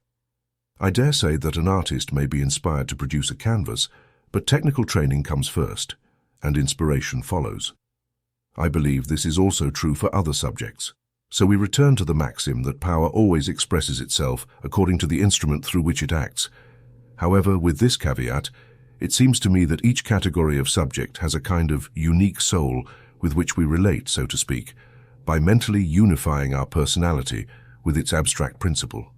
Some masters tell us that in the same way, we can even create entities of the nature of our thought that possess a personality with which we endow them.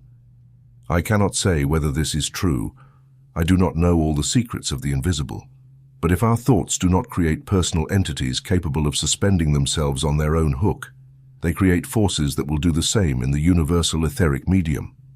Waves form, like the electromagnetic waves of telegraphy, spreading in all directions from the initial impulse point and being captured whenever a center synchronizes with a similar vibration frequency. Each new center energizes these vibrations with its own momentum.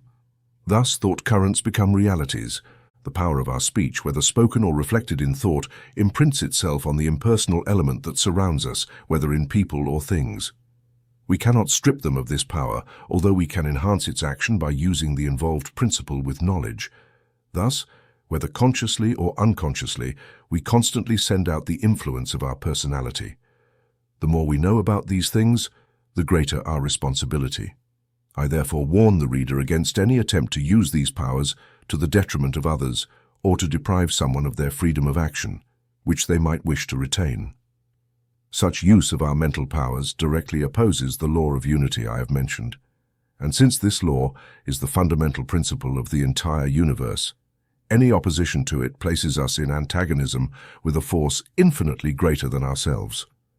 Our thought remains creative, but when used destructively, it becomes the creator of devastating forces. And since it originates from our personality, we are bound to feel its effects sooner or later due to the principle that every action produces a reaction. As we have seen, the law does not know individuals but acts automatically according to the nature of the power that set it in motion. Under negative conditions, the great law of the universe becomes your adversary and must remain so until, through your altered mode of thinking, you align yourself with it. On the other hand, if our intention is to cooperate with the great law, we will find that there is also a mysterious soul of the subject within this law that will respond to us. No matter how imperfectly we understand its modus operandi, what matters is the intention, not theoretical knowledge. Knowledge will grow through experience and meditation, and its value is measured by the intention behind it. Chapter 6. The Promises. I hope that at this stage we have established a sufficiently broad foundation to understand the relationship between the law and speech. The law cannot be changed, but speech can. We have two factors, one variable and the other invariable, so this combination can produce a great variety of results. The law cannot be altered, but it can be specialized, just as iron can float by virtue of the same law by which it melts. Now, let us try to imagine the types of results we would like to obtain from these two factors. First, I think we would like to be free from worry and anxiety, as a life of constant concern is not worth living. Second, we would always like to have something to look forward to and be interested in, as a life entirely devoid of any stimulant is also unappealing. But if these two conditions are met, I believe we would all be delighted to live indefinitely. Now, can we conceive of a combination of the law and speech that produces such results? That is the question before us. The first step is to generalize our principle as broadly as possible, because the more extensive the generalization, the more possible the specialization will be. The invariable factor we already know. It is the law which always creates according to the speech that sets it in motion, whether constructive or destructive. Thus, what we must really consider is the type of speech, that is, thought or desire, that will set the law working in the right direction. It must be a word that trusts its own power. Otherwise, hypothetically, you would be giving contradictory directions to the law, or, to use an analogy with what we have learned about waves in the ether, you would send vibrations that cancel each other out and thus have no effect. It must therefore be a word that does not compromise the law of unity by producing disruptive forces instead of constructive ones. Finally, we must be sure that it is indeed the correct word and that we have not made any erroneous considerations about it. Asterisk, asterisk. If these conditions are met, the logical result will be the release from anxiety. The same applies to maintaining a continuous interest in life.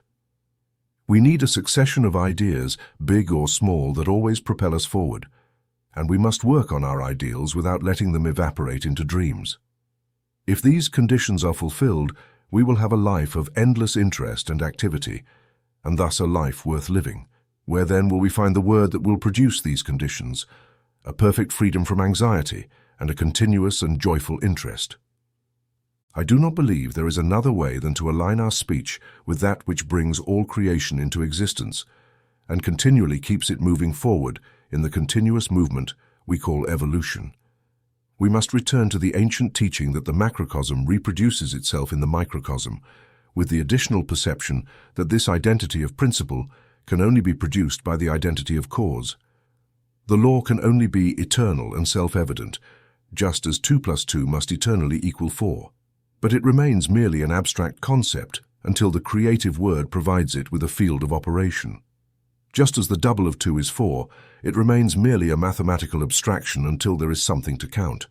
Consequently, as we have already stated and seen, all our reinforcement regarding the origin of creation, whether based on metaphysical or scientific principles, leads us to the conception of a living, universal, and eternal mind, locating itself in specific areas of cosmic activity through the power of the word. Therefore, if a similar creative power is to be reproduced in us, it must be through the same process, the localization of the same mind within us through the power of the same word. Then our word or thought will no longer be that of a transcended personality, but that of an eternal mind finding a new center from which to specialize the work of the law, thus producing results even greater than those of the original or simple cosmic and generic creation, in accordance with the two maxims that nature fails without help and that the principle is not limited by the previous one. I wish to clarify this sequence for the student before continuing. The localization of the mind in specific domains of creative life. Cosmic or generic creation, including us as the resulting race, providing both the material and the instruments to accomplish the work beyond the specialization of the original creative power through individual thought, just as in all cases of scientific discoveries. Thus, since what must be specialized by our individual thought is the word of the original power, we must think in terms of the original word, according to the general principle that any power must manifest in terms of the instrument through which it acts. It seems to me that this is a clear logical sequence, just as a tree cannot become a box in itself unless the idea of a box, which does not exist within the tree itself, and the tools to make a box from the wood first exist, while on the other hand there could never be a box without a tree. This sequence is the one presented to us in the Bible and is not adequately exposed in any other teaching, whether philosophical or religious, to my knowledge. Some of these systems contain a great deal of truth and are therefore useful to some extent, but they do not explore the entire path. For the most part, they stop at the first or simple cosmic creation, or if they attempt to go beyond, they adopt the approach of making the individual's unaided power the sole means of achieving it, thus keeping us always at the generic level. Such a mode of thinking does not meet the requirements of our conception of a happy life, such as a life free from fear and anxiety. Similarly, this mode of thinking does not satisfy the first criterion of the entire series, namely that the word must be self-assured, and if it is not, we have no guarantee that it will not betray our hopes. In summary, this mode of thinking burdens us with all that we want to escape. It is therefore insufficient. We must seek something better. Well, I find this something better in the promises contained in the Bible and that, in my opinion, distinguishes our own scriptures from the sacred books of other nations and philosophical systems. Asterisk, asterisk. I do not dismiss the current objections to the possibility of divine promises, but I believe that upon examination they will reveal themselves to be superficial and the result of a lack of thorough study into the true nature of the promises themselves. How is it possible for the laws of the universe to make exceptions? How could God act through individual favoritism unless it were by mere whim or because the individual manages to circumvent him in some way, either by compensating for a need he cannot fulfill himself, in which case God would have limited power, or by flattering the individual, in which case he would be the height of absurd vanity? Both questions are essentially the same, posed differently. The question of individual exceptions to the general law. The answer is that there are no individual exceptions to the general law, but there are various degrees of realization of the principle of the law. The more a person works with the principle, the more the law will work for them, so that the finer their perception of the principle, the more it may seem as though there is an exception to the law, as commonly recognized. Edison and Marconi are not capriciously favored by the laws of nature, but they know more than most of us. The same applies to biblical promises. They are promises according to the law, based on the broadest generalization, and thus leading to the highest specialization through the combined action of the law and the word, of Yashim and Boaz, the two pillars of the universe. These promises cover all sorts of desirable things: bodily health, peace of mind, earthly prosperity, extended life, and ultimately even the conquest of death itself, but always with one condition: a perfect trust in the power of the omnipotent Spirit in response to our trust in the Word. This is what the Bible calls faith, and it is perfectly logical once we understand its principle. For any thought of doubt is indeed the pronouncement of a word that produces negative results, according to the same law by which the word of faith produces positive results. This is the only condition that the Bible imposes for the fulfillment of its promises, and it is because this is inherent to the nature of the law, according to which its fulfillment must occur. Some texts will suffice as examples of biblical promises, and undoubtedly most of my readers will be familiar with many others. But it would be worthwhile to read the entire Bible, marking all texts of this type and classifying them according to the type of promises they contain. For example, read Job 22:21, which is a very remarkable passage containing, among other things, the promise of earthly wealth, or Job 5:19, where we find promises of protection in times of danger, power over material nature, and prolonged life, while Job 33:23 includes a promise of return to youth, repeated in Psalm 103:5. Again, in Isaiah 61:20, there is the promise of immensely prolonged physical life, with death at age 100 considered so premature that it is like that of a child, and the normal standard of age is compared to that of a tree living for centuries. The same passage also promises an immediate response to prayers. The Psalms are full of such promises, and they are scattered throughout the Bible.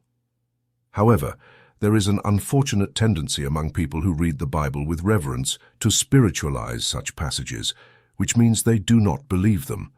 They assert that such things are impossible and must therefore have another meaning, and as a result, they interpret the words metaphorically as referring to something that will be experienced in another life, but is impossible in this one. Of course, there are spiritual equivalents to other things, and the teaching of the Bible is that these are the external correspondences of internal spiritual states. But to spiritualize in the way I am speaking of is nothing more than disbelief in God's power to act within the plan of nature. I do not know how these readers can reconcile their opinion with the fact that God created nature. Even in the animal world, we find wonderful examples of longevity. If an elephant is not overburdened with work before its 20th year, it will be in full working condition until 80 years old, and then it can perform light work for another 20 years, after which it can still enjoy 20 more years of peaceful old age as a reward for its work. It is also known that crocodiles and turtles live for centuries. If such things are possible in the ordinary course of nature in the animal world, why should we doubt the special power of the Word to produce much greater results in the case of man? It is because we do not accept the principle that the principle is not limited by the previous one in our case. Although we see it proven by every new scientific discovery, we have more confidence in the past experience of the race than in the creative power of God. We call him Almighty, and then say that in his book he promises things he cannot accomplish. But the fault lies with us. We limit the Holy One of Israel, and as a result, we receive only what, by our mental attitude, we are able to receive. Again, the old maxim that power can only work in terms of the instrument through which it acts. Asterisk, asterisk. I'm not saying that it is easy for us to completely rid ourselves of the negative racial thinking ingrained since our childhood, which subtly influences that impersonal generic aspect within us I have mentioned, and which responds easily to these thought currents we are usually aligned with. It is a matter of individual growth, but the promises themselves contain no inherent impossibility and are logical deductions from the principles of creative law. If the power of the Spirit over things in the material plane is an impossibility, then with what power did Jesus perform his miracles? You must either deny his miracles or acknowledge the power of the Spirit to act in the material plane. There is no way out of this dilemma. Perhaps you will say, "Oh, but he was God in person." Well, all the promises state that it is God who brings these things into being. So what is possible for the saint to do at one point is also possible for him to do all the time. Or perhaps you will support other theological viewpoints and say that Jesus was an exception for the rest of the race, but on the contrary, the whole Bible presents him as the example, an exception indeed for men as we know them now, but the example of what we all must become. Otherwise, it would be pointless. But apart from any argument on the subject, we have his own words telling us that those who believe in him, that is, who believe what he has said about himself, will be able to do works as great as his, and even greater. John 14:12. For these reasons, it seems to me that both from the authority of the Bible and from metaphysical and scientific reasons, it is justified to take promises such as those I have quoted perfectly literally. Then there are promises concerning the power that will accompany our pronouncing of the word, "You will decree a thing, and it will be established for you." Job 22:28. Everything is possible for one who believes. Mark 9:23. The one who says that what he says will happen will have what he says. Mark 11:23, and so on. Other passages again promise peace of mind. You will keep in perfect peace him whose mind is steadfast because he trusts in you. Isaiah 26:3. He will hold on to my strength to make peace with me. Isaiah 17:5. St. Paul speaks of the God of peace in several passages, such as Romans 15:33, 2 Corinthians 8:11, 1 Thessalonians 5:23, and Hebrews 13:20. Jesus, in his final discourse recorded in John chapters 14, 15, and 16, places special emphasis on the gift of peace. Finally, there are many passages that promise victory over death itself, such as Job 19:25, 27, John 8:51, 10:28, 11:25, 26 Hebrews 2:14, 15 1 Corinthians 15:50, 57 2 Timothy 1:10, and Romans 6:23. The gift of God is eternal life in Jesus Christ our Lord. God has commanded the blessing, life forevermore. Psalm 133:3. I hope the reader will take the trouble to search for the texts I refer to and will not be lazy. I am sure they would do it if they were promised a £10 note or $50 for their effort. And if these promises are not just wishful thinking, there is something worth much more in studying them. Just review the list: health, wealth, mental peace, security, creative power, and eternal life.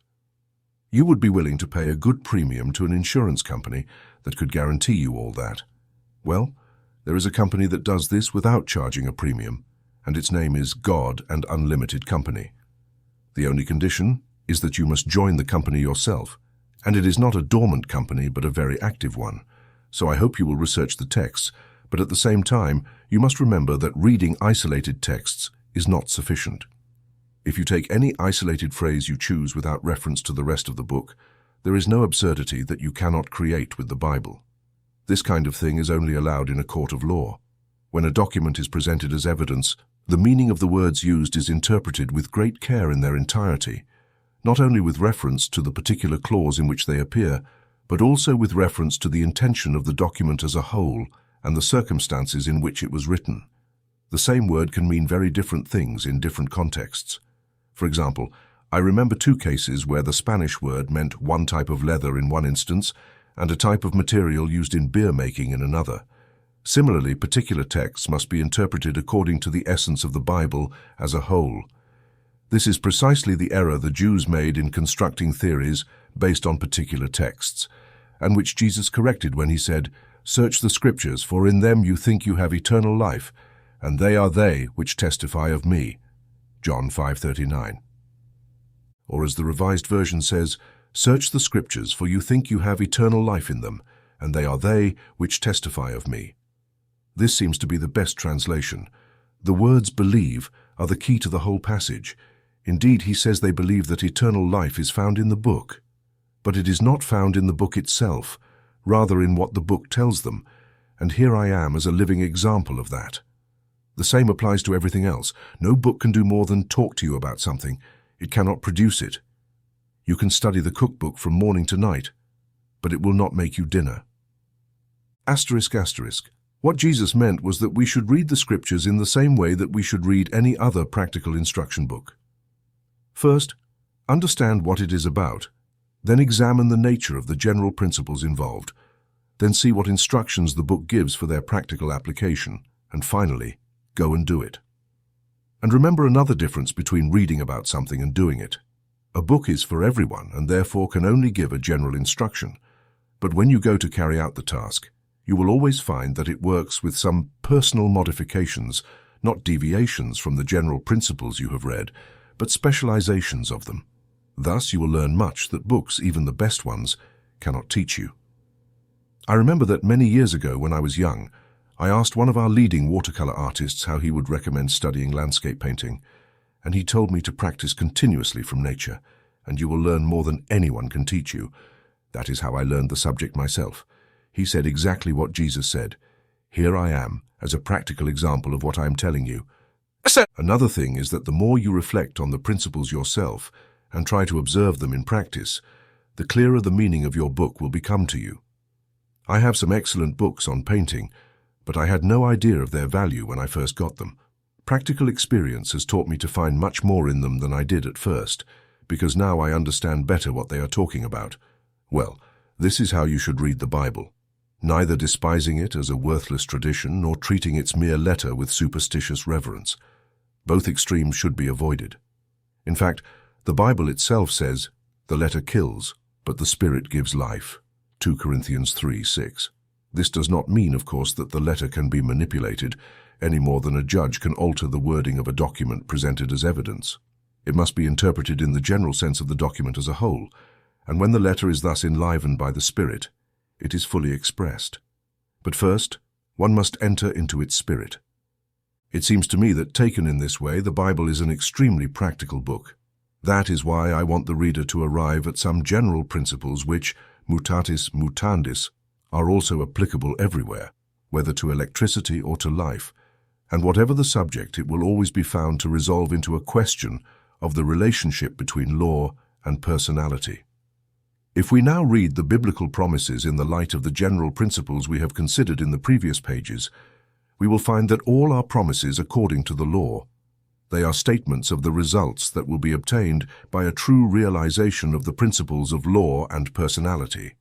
What we have learned so far, we must always keep in mind that the law is set in motion by the verb, and the verb does not make the law, but gives it something to work on, so that without the verb, there could be no manifestation of the law. A truth reflected in the maxim that every creation carries its own mathematics.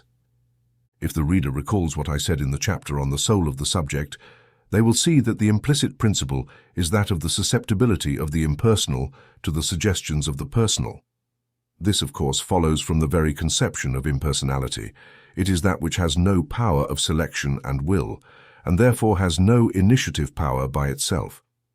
In a previous chapter, I indicated that the only possible conception of the inauguration of a world system resolves into the recognition of an original and universal substantial life from which a corresponding verb or active energy emerges, producing in action what the noun is in essence. On the other hand, there must be something on which this active principle can act, and as there can be nothing prior to life or universal energy, both factors must be potentially contained within it. Thus, we represent this eternal substantial life by a circle with a point at the center. We can represent these two principles as emerging from it by placing two circles at equal distances below it, one on each side, and putting a plus sign on one and a minus sign on the other. This is how students of these subjects tend to trace the relationship of primary or abstract principles.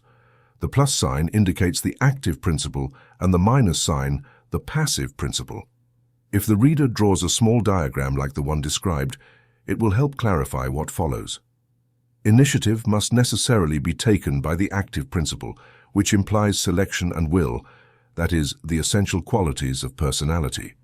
Passivity implies the opposite of all this and is therefore without personality. The two principles are not in conflict, but are opposite poles. They are the positive and negative plates of a battery, or the two ends of a magnet, complementary to each other. Neither can function without the other. Some reflection will show that this is not a mere fantasy, but an evident generalization. The opposite is inconceivable. It is simply a case of the box that cannot exist without the activity of the carpenter and the passivity of the wood. From these considerations, the deep thinkers of antiquity postulated the generation of a world system through the interaction of what they called the animus dei, the active principle, and the anima mundi, or soul of the world, the passive principle, one personal and the other impersonal, and by hypothesis, the only possible activity for the anima mundi is the response to the animus. However, the same impersonal passivity must also make the anima mundi receptive to smaller and more individualized modes of personality, and it becomes, so to speak, fertilized by the ideas impressed upon it. In all cases, the word is the seed. ***. We can imagine that this seed of an idea or a word in the cosmic soul acts very similarly to the initial impulse that sets a trail of waves moving through the ether. These thought waves occur in a corresponding form, or to use the seed metaphor again, the cosmic soul acts as the earth and nurtures it. The ancient proponents of these ideas considered the active principle as masculine and the passive one as feminine, the former as generative and the latter as nurturing, corresponding to the words ruah and hoseh.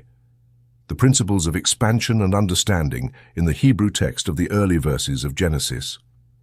Thus, if we posit this impersonal soul of the universe as the living principle residing in the substance of the universal etheric medium, it will explain a lot.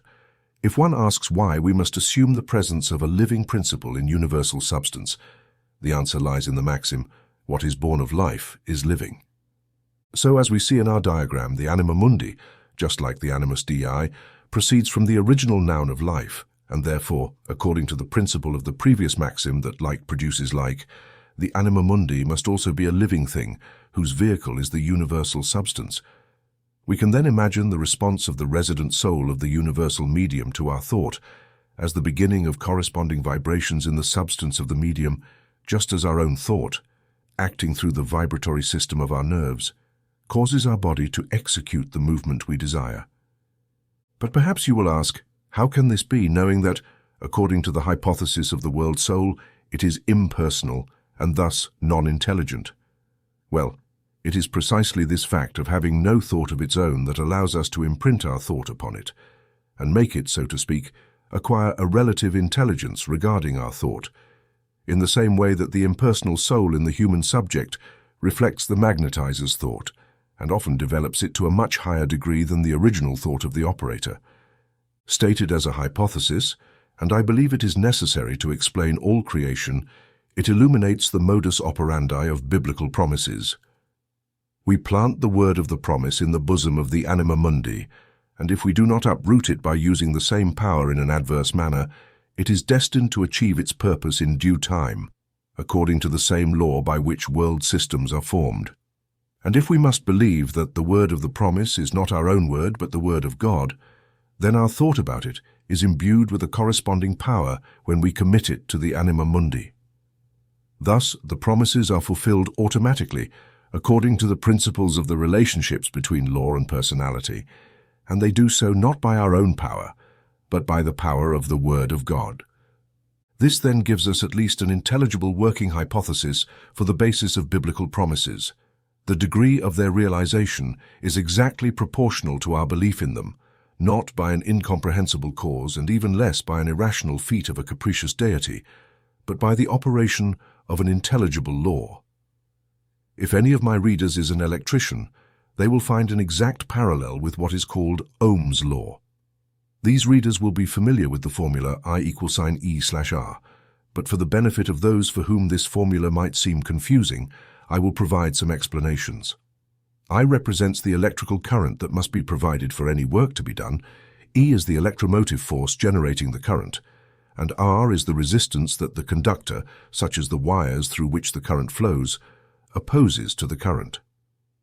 If there were no resistance, the entire amount of current generated would be provided, but without a conductor, no current could be provided, so there must be a resistance. Thus, the total power of the electromotive force can never be fully delivered by the current. The amount that will be provided is the original power of the electromotive force divided by the resistance. Therefore, resistance acts as a restrictive force, limiting the amount of power from the original electromotive force that is delivered to the point where work is done.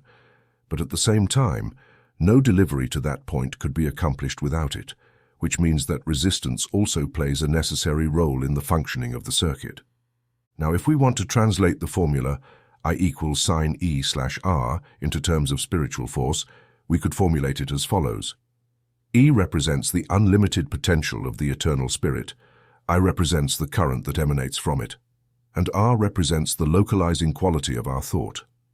We cannot completely do without this localizing quality, as our whole objective is to transmute the unlimited and undifferentiated power that resides in the eternal noun of the Spirit into a particular and differentiated mode of action, which therefore implies a corresponding centralization.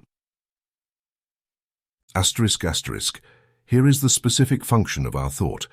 It is this force of understanding which, as I have already said, is translated by the words José in the early verses of Genesis in Hebrew, and it is the necessary complement to the reverse expanding force, or Ruah.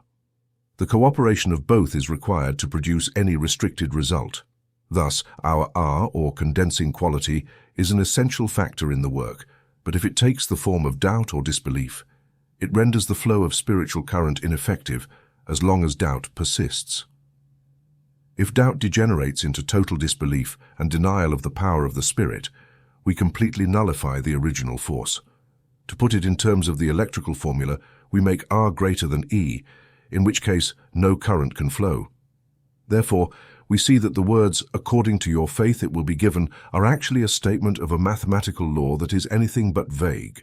This may be a somewhat original application of Ohm's law, but the parallel is so exact that I cannot help but think it will resonate with some of my readers who might be familiar with electrical science. For those who are not, a simpler example might be that you cannot project a stream of water more powerful than what the pipe opening can admit. Or to use a legal expression, the transfer by the donor must be accompanied by the acceptance by the donee before the act of donation can be operational. In even simpler terms, you can lead a horse to water, but you cannot make it drink. Thus, there is a law of faith, and faith is not a negation of the universal reign of the law, but a perception of its broadest generalization, and therefore an understanding of its highest specialization. The opposition between faith and law that St. Paul often speaks of is the opposition between the broad view of the ultimate principle of the creative law and the narrower view of restriction by particular laws that prevents us from grasping the law of faith. But this does not negate the principle of the law, that is, the relationship between C and E. This is clear from his own statement in Romans 8, where he says, "The law of the Spirit of life in Christ Jesus has made me free from the law of sin and death." In other words, the law of good frees us from the law of evil, and for the same reason, James says that the perfect law is the law of liberty. James 1:25. Of course, if we consider that faith is something contrary to the law of the universe, we immediately introduce into our thought the negative quality that completely corrupts our action. We perceive correctly that the laws of the universe can never be altered. And if our notion of faith is that it is an attempt to act in contradiction with these laws, the best definition we can give it is the one a child gave in Sunday school. Faith is trying to make oneself believe something one knows to be false. The reason for this erroneous concept is that it completely omits one of the factors of the equation. It only considers the law and does not leave room for the word in the scheme of things. However, we do not apply this erroneous concept to the sciences of chemistry and electricity, We take the immutability of the law as the basis for these sciences, but we do not expect the immutable law to produce a camera or an electric train without the intervention of a reasoning and selective power that specializes the fundamental general law into specific uses. We do not seek in the law these powers of reasoning and selection, by which we make it operate in all the highly complex forms of our ordinary commercial applications. We know better than that. We seek personality for that in our activities. Chapter 7. Death and Immortality. I believe that most of my readers will agree with me that the greatest of all promises is the overcoming of death, for what is greatest includes the lesser. The power that can do that can do anything. We think there are only two things certain in this world, death and taxes, and undoubtedly, under ordinary past conditions, this is very true. But the question is, are they really inherent to the essential nature of things, or are they the result of our limited and often inverted modes of thought from the past? The teaching of the Bible is that they are the latter. Regarding taxes, the Master says, "Render therefore to Caesar the things that are Caesar's," Matthew 22:21. But on other occasions he said that the king's sons were not subject to taxes, Matthew 17:26. However, we can set aside taxes for the moment, noting that their similarity to death lies in the fact that, under current conditions, both are considered compulsory. In other conditions, however, we might imagine that taxes would disappear into a unity of thought that would integrate them into cooperation and voluntary contribution, and it seems very possible that death would disappear in the same manner. Whatever way we interpret the story of the Garden of Eden, whether literally or, as some church fathers such as Origen, as an allegory, the result is the same. Death is not in the essence of man's creation, but has occurred as a consequence of an inverted mode of thought. The creative spirit thought one way, and Eve thought another, and as the thought of the creative spirit is the source of life, this difference of opinion naturally led to death. So starting from this point, the rest of the Bible is dedicated to eliminating this difference of opinion between us and the Spirit of life, and to showing us that the Spirit's opinion is more true than ours, thereby leading us to adopt it as our own. The whole issue revolves around the obvious proposition that if the cause is reversed, the effect is as well. This is the principle that division is the inversion of multiplication, so if 2*2 equals 4, it is inevitable that 4 divided by 2 equals 2. The question then is, which of the two opinions is more reasonable? Is death essentially inherent to the nature of things, or is it not? Probably 99 out of 100 readers will say that all of humanity's experience from the most remote ages demonstrates that death is the immutable law of the universe, and that there has been no exception. I'm not entirely sure I agree with them on this last point, but setting that aside, let us consider whether it is truly the essential law of the universe. Saying that is based on past experience of the race is what logicians call an a posteriori argument, that is, assuming the point in question. It is the same argument that our ancestors would have used against aviation. No one had ever traveled through the air, so no one ever could. My father, who was a junior officer in India when the first railway was put into service in England, recounted the story of one of his superiors who, when asked about the speed of the new mode of travel, said he thought it was a lie, an opinion which seemed to him to close the whole question. But I hope none of my readers will share this opinion regarding the overcoming of death, although they might express it in more polite terms. In any case, it is worth examining the theoretical possibility of the idea. To begin with, it assumes a contradiction to say that the energy of a force can stop its own functioning. If a force ceases to operate, it is for one of two reasons. Either its supply is exhausted, or it has been surpassed by an opposing and neutralizing force. But we have seen that the original cause of all things can only be an inexhaustible life power, and therefore the hypothesis that it could be depleted is eliminated. Similarly, since all the forces of the universe proceed from this source, it is impossible that any one of them has a nature diametrically opposed to that of the source from which they emanate. Therefore, the alternative must also be eliminated. Consequently, the undifferentiated flow of life and energy from the eternal substance of the Spirit is never stopped by its own flow in any of its differentiated currents. It is impossible for a current to be stopped by its own flow, whether it is an electrical current, steam, water, or anything else. So what happens to stop the flow of any type of current? It is the resistance or inertia of the channel through which it flows. Thus, we return to Ohm's law formula. I equals sine ER with a general proposition applicable to any conceivable type of energy. The neutralizing power is therefore not that of the flow of any type of energy, but the rigidity or inertia of the medium through which the energy must make its way. This brings us back to Ruhr and Joseph, the expansive and comprehensive principles from the early verses of Genesis. This is the broad scientific generalization of the opposition between energy and inertia. And since, for the reasons we have just outlined, energy cannot go against itself, the only thing that can stop it is inertia. Now, the components of the human body are simply various chemical elements, such as carbon and hydrogen, among others. And although any type of substance is the habitat of incessant atomic energy, we all recognize that purely atomic energy is not that of the powers of thought, will, and perception that transform us into mentalities, rather than a simple aggregation of various substances displayed in a biological museum as constituting the human body. One could take all these substances in their proper proportions and mix them, but it would not result in an intelligent man. We can thus say that the physiological body represents the principle of inertia in us, while this thinking element in us represents the principle of energy. The balance of power between the principle of life in us and the principle of death is then necessarily a question of balance between these two principles, spirit and flesh, or energy and inertia. That is why the balance tilts towards life for a certain time, then shifts to the opposite side. This leads us to the distinction that ancient writers made between the vital soul of any living being and the spirit. Their conception of the vital soul is very close to what I have outlined in the chapter on the soul of the subject.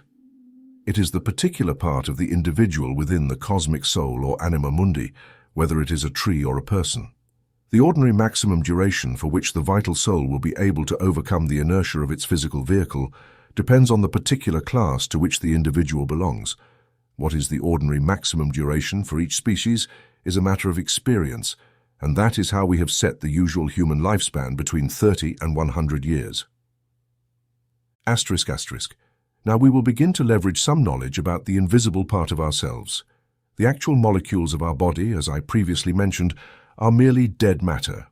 This inert matter is set in motion in various directions by strings we call muscles, according to the movements we want our body to perform. These muscles are activated by the vibrations of the nerves. But what causes these nerve vibrations? Here we begin to cross the boundaries of official science, although not beyond the limits of recognizable law. We need to examine the existence of an etheric body that acts as an intermediary between intention, desire, or in the case of humans, the thought of the soul and the physical vibrations of the nerves. That is why, in a previous chapter, I drew attention to our power to send etheric vibrations beyond the limits of the physical body. As with the experiments of De Rosa, these experiences demonstrate that there is something within us that is not composed of dense matter and is capable of transmitting vibrations to it. This something we know as the etheric body.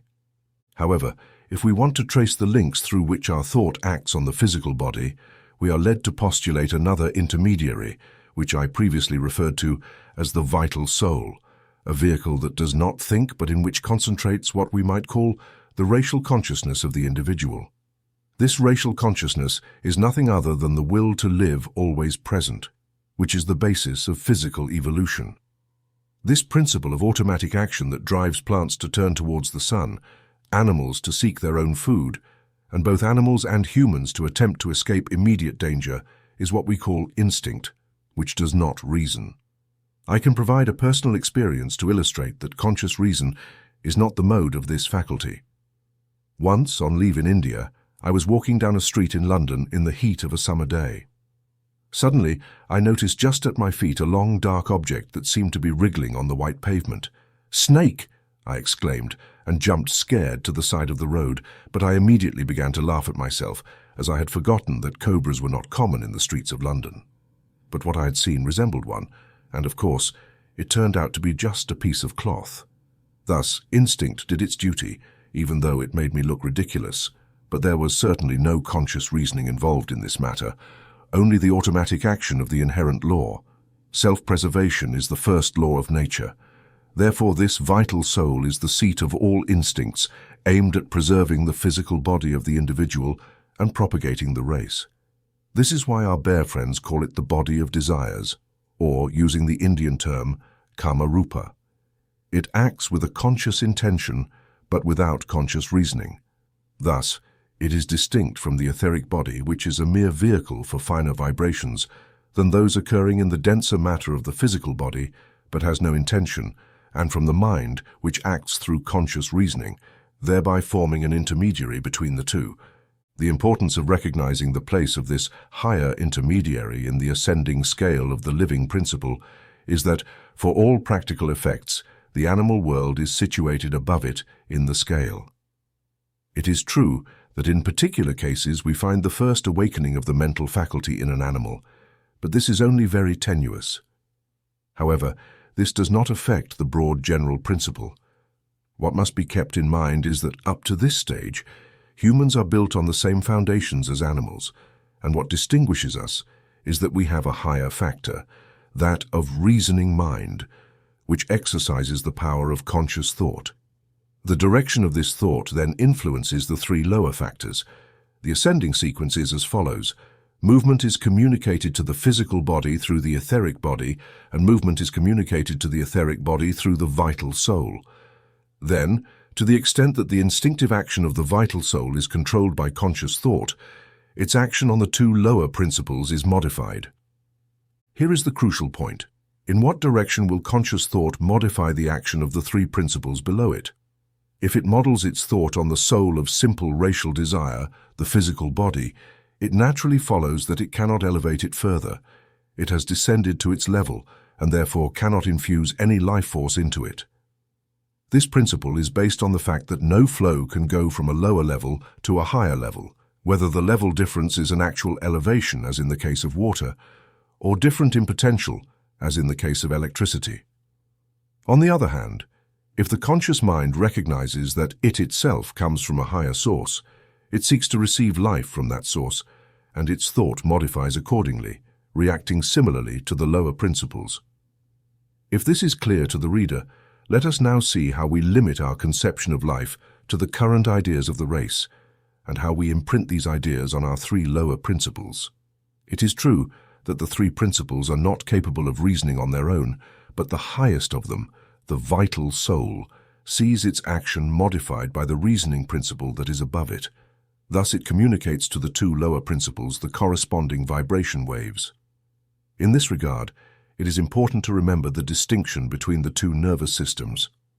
The voluntary system, connected to the brain, which forms the means of all voluntary action, and the involuntary or sympathetic system, connected to the solar plexus, which controls all automatic actions of the body, thus being the agent of this continuous renovation of the physical body that is always in motion and maintains its existence throughout life, a body that begins to disintegrate immediately after the soul has left it. Asterisk, asterisk. However, it is through this internal builder of the body that our thought reacts upon our physical organism. The response is purely automatic for the simple reason that there is no original thinking power in the three lower principles. Action is governed by thought or speech. In this way, the personal within us acts upon the impersonal. And if we assume, as I believe we can, that this action is carried out through etheric waves, we have, in principle, a general scientific clue to what we read in the Bible about the transmutation of the body. The theory of atomic construction shows us that its nature is determined by the number of its particles and its rotational speed, and that a change in rotational speed results in the detachment of certain particles. When this number changes, there is a change in the distribution of positive and negative charges within the atom sphere, as these charges must always balance exactly with each other. This change in the distribution of positive and negative charges must then instantaneously result in a corresponding change in the geometric configuration of the particles that make up the atom.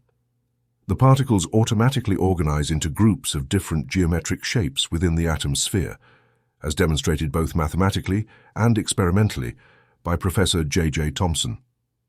These geometric shapes evidently result from the balance between the attractive and repulsive forces between the positive and negative charges of the particles. Modern science has already proven that the transmutation of one substance into another is not merely a medieval alchemist's fantasy. Under appropriate conditions, a radium atom decomposes into atoms of another class known as radium emanations. These in turn decompose into another class of atoms called radium X emanations, while radium emanation also yields a helium atom. Similarly, thorium behaves in the same manner, transmuting into atoms known as thorium X, which then transform into atoms of another class called thorium emanations. These in turn transmute into atoms of another class known as thorium X emanations. The same phenomenon also occurs with uranium, which, however, seems, until proven otherwise, to undergo only a transmutation into what is called uranium X.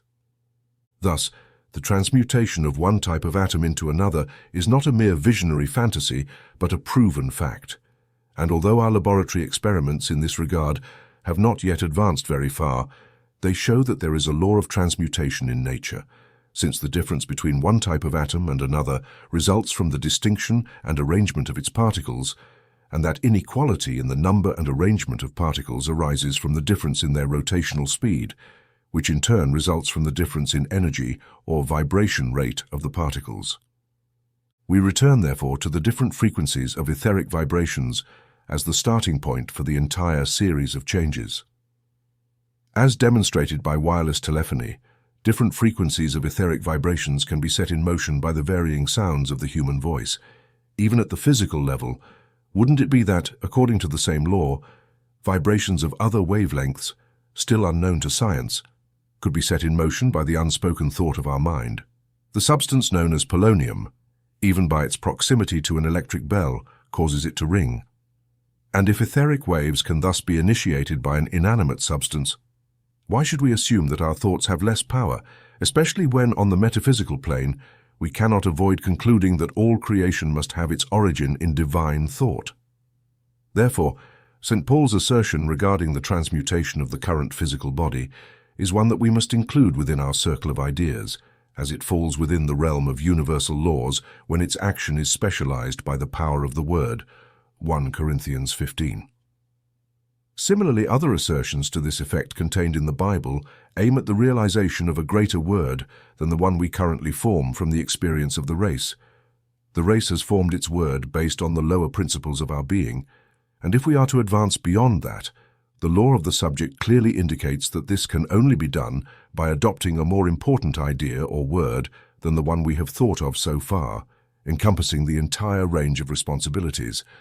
The law of our further evolution requires a word not formed from past experiences, but based on the eternal principle of life itself, which is the origin of everything. Asterisk, asterisk. This is in strict accordance with the scientific method. If we had always relied solely on past experiences, we would still be primitive savages. It is only through the gradual perception of underlying principles that we have reached the level of civilization we have today. Thus, what the Bible presents to us is simply the application of our lives to the maxim that principle is not limited by precedent. Biblical promises, therefore, set us on the path of this principle, suggest lines of research, and investigation leads to the conclusion that the two ultimate factors are law and word. What we have so far omitted is the conception of the limitless possibilities of law and the unlimited power of the word. Once, the Master said to the Jews, "You know neither the Scriptures nor the power of God." Matthew 22:29. The same applies to us. The true Scriptures are the writings rerum, or the indelible law inscribed in the nature of things, and the Scriptures are true only because they contain the statement of the principle of law. Thus, as long as we do not see the principle of law, we do not know the Scriptures. On the other hand, as long as we do not see the principle of the operation of the Word through the law, we do not know the power of God. Only when we perceive the interaction of law and Word do we see the beginning of the path that leads to life and freedom. Although this is evident from the text we have just quoted, as well as other allusions in his epistles, St. Paul fully understood the principle of the transmutation of the body. He himself tells us that he has not yet realized it in practice.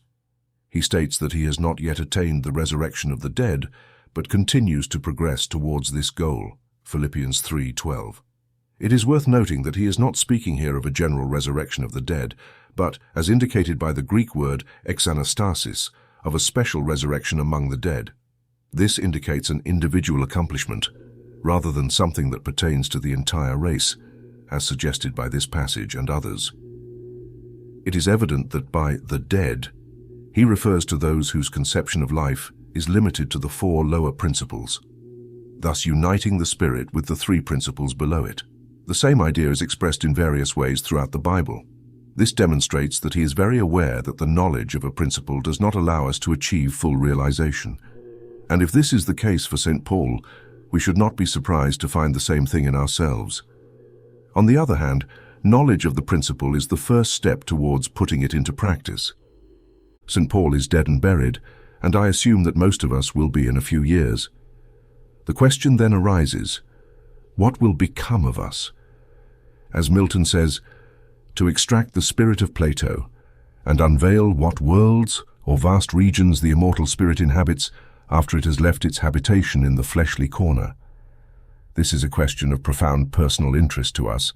I will limit myself to seeing if we can form a general hypothesis based on the principles we have recognized. What then can survive? The physical body is of course disintegrated by the chemistry of nature.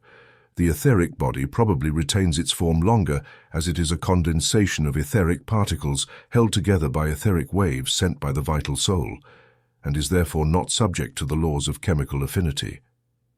The vital soul, being the racial principle of life in the individual, this principle that automatically seeks to preserve the individual from disintegration, likely survives even longer, until, ceasing to receive any reflected vibration from the body, it gradually tires of its individual tutelage and is eventually absorbed by the group soul or the generic essence of the class to which it belongs.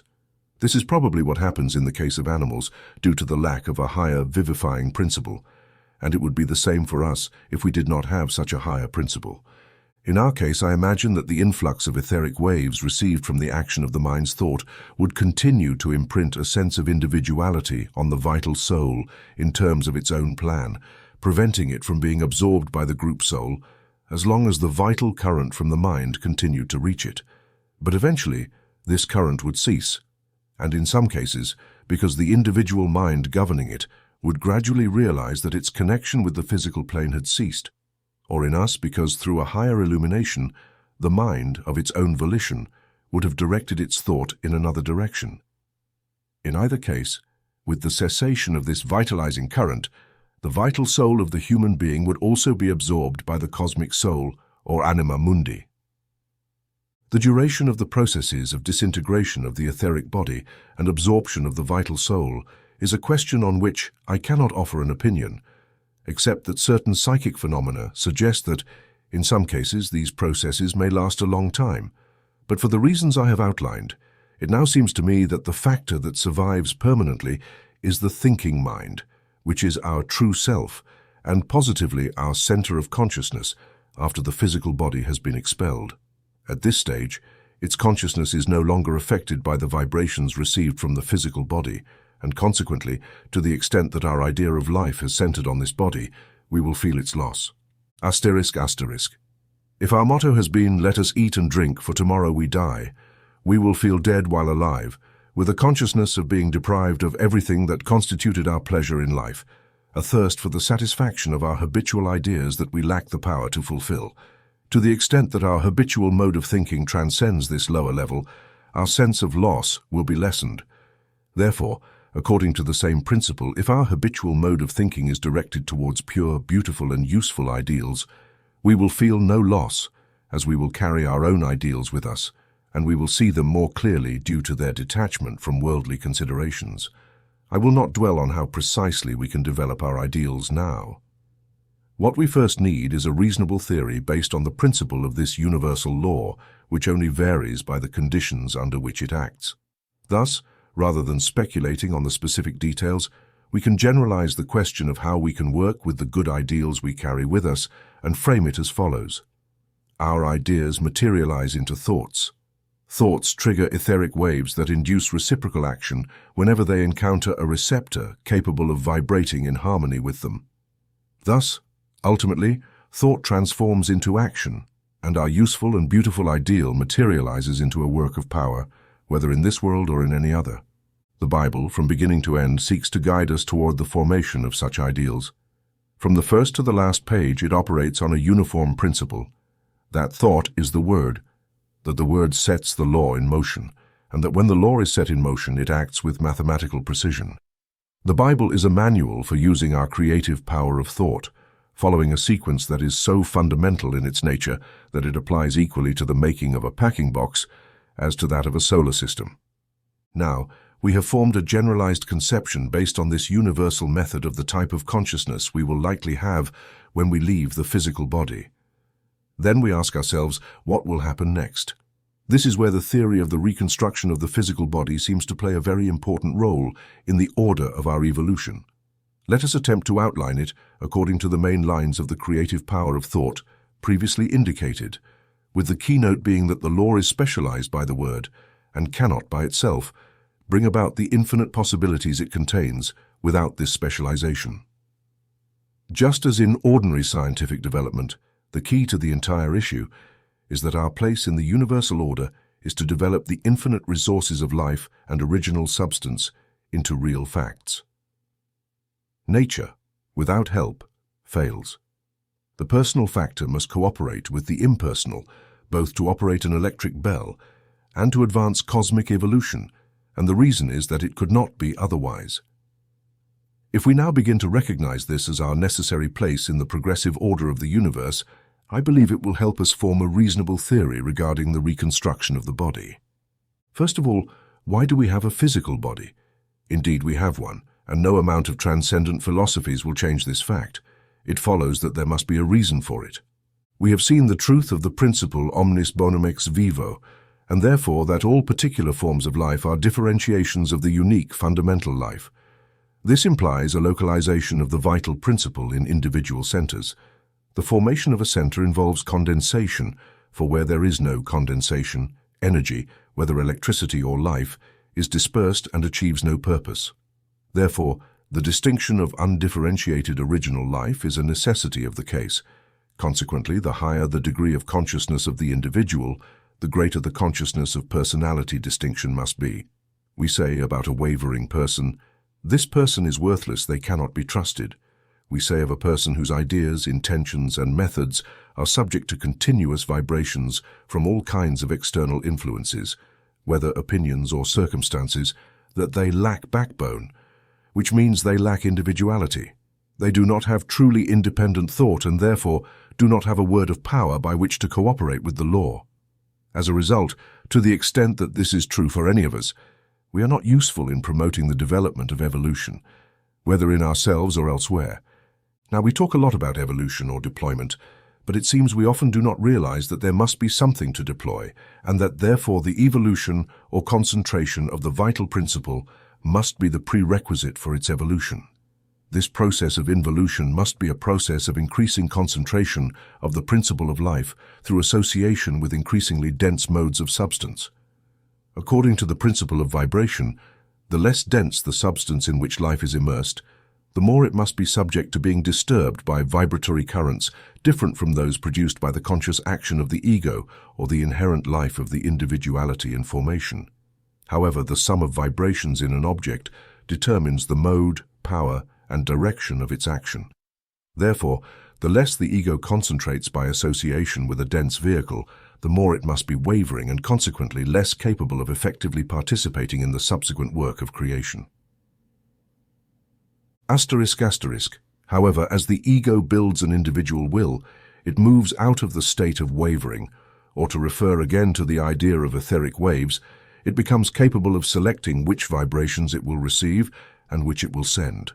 The involution of the ego into the physical body as we know it today is thus a necessity of the case if we want an effective individuality to emerge. The work of creation is then interrupted not by a lack of material, but by a lack of workers capable of using the tools of the trade, the law as force and the word as beauty. The descending arc of the circle of being is that of the involution of the spirit into increasingly dense modes of substance, a process technically referred to as lucin. This process continues until a point is reached where the spirit and the substance are in equal balance, which is our current situation. This then results in a tug-of-war. Which of the two should predominate? These are the primary expansive and restrictive elements, the ruah and the hoseshdu of Hebrew Genesis. If the restrictive element is allowed to go beyond the form necessary for the expansive element, it will imprison the latter. Condensation becomes too dense for the ego to receive or send vibrations according to its free will, and thus individuality is lost if the process of condensation is not pushed sufficiently. No individuality can be built, and if pushed too far, no individuality can emerge. Thus, in both cases, we get the same result. There is no one to speak the word of power without which nature, unaided, fails. We therefore find ourselves precisely at the bottom of the circle of being. We have contemplated the descending arc and reached the point where the realization of the distinction of conscious individuality allows us to choose our own path, whether it be to progress through the stages of the ascending arc of being or to create outside the living circle of progression, if only for a time, which is sometimes mystically called the moon, or, in a descending order, the eighth sphere, and what the scriptures refer to as outer darkness, the rigidity that halts the action of life. Thus, it is in relation to this stage of our journey that the Bible emphasizes the conflict between spirit and flesh. It is a fact in the course of our evolution, and the purpose of the Bible is to teach us how to advance along the ascending arc of the circle of being in order to build individualities capable of using the tools of intelligence and will in the great work of evolution, both personal and cosmic. What the diagram shows as the ascending arc of the circle of life is the return from its lowest point, or the full consciousness of personal distinction obtained through the material body, to its highest point, or to the original life itself. This is the truth embodied in the parable of the prodigal son. It is a cosmic truth, and this journey back is technically called anaktorionvert. It is the resurrection of matter and spirit, and it is the principle of resurrection. But what happens with the ego's journey around the circle of life? A new center of intelligence and evolution is established from which the creative word of power can be communicated. The existence of a complete man is thus established, capable of freely and intelligently participating in the further work of creation through his understanding of the interaction between law and word. The volume of sacred law is opened before us, and the vibratory power of the word to put it into practice is the burning star that illuminates its content, thus enabling us to become collaborators with the great architect of the universe. For these reasons, it seems to me that our self-recognition in a physical body is a necessary step in our growth. But why would the reconstruction of a physical body be necessary or desirable?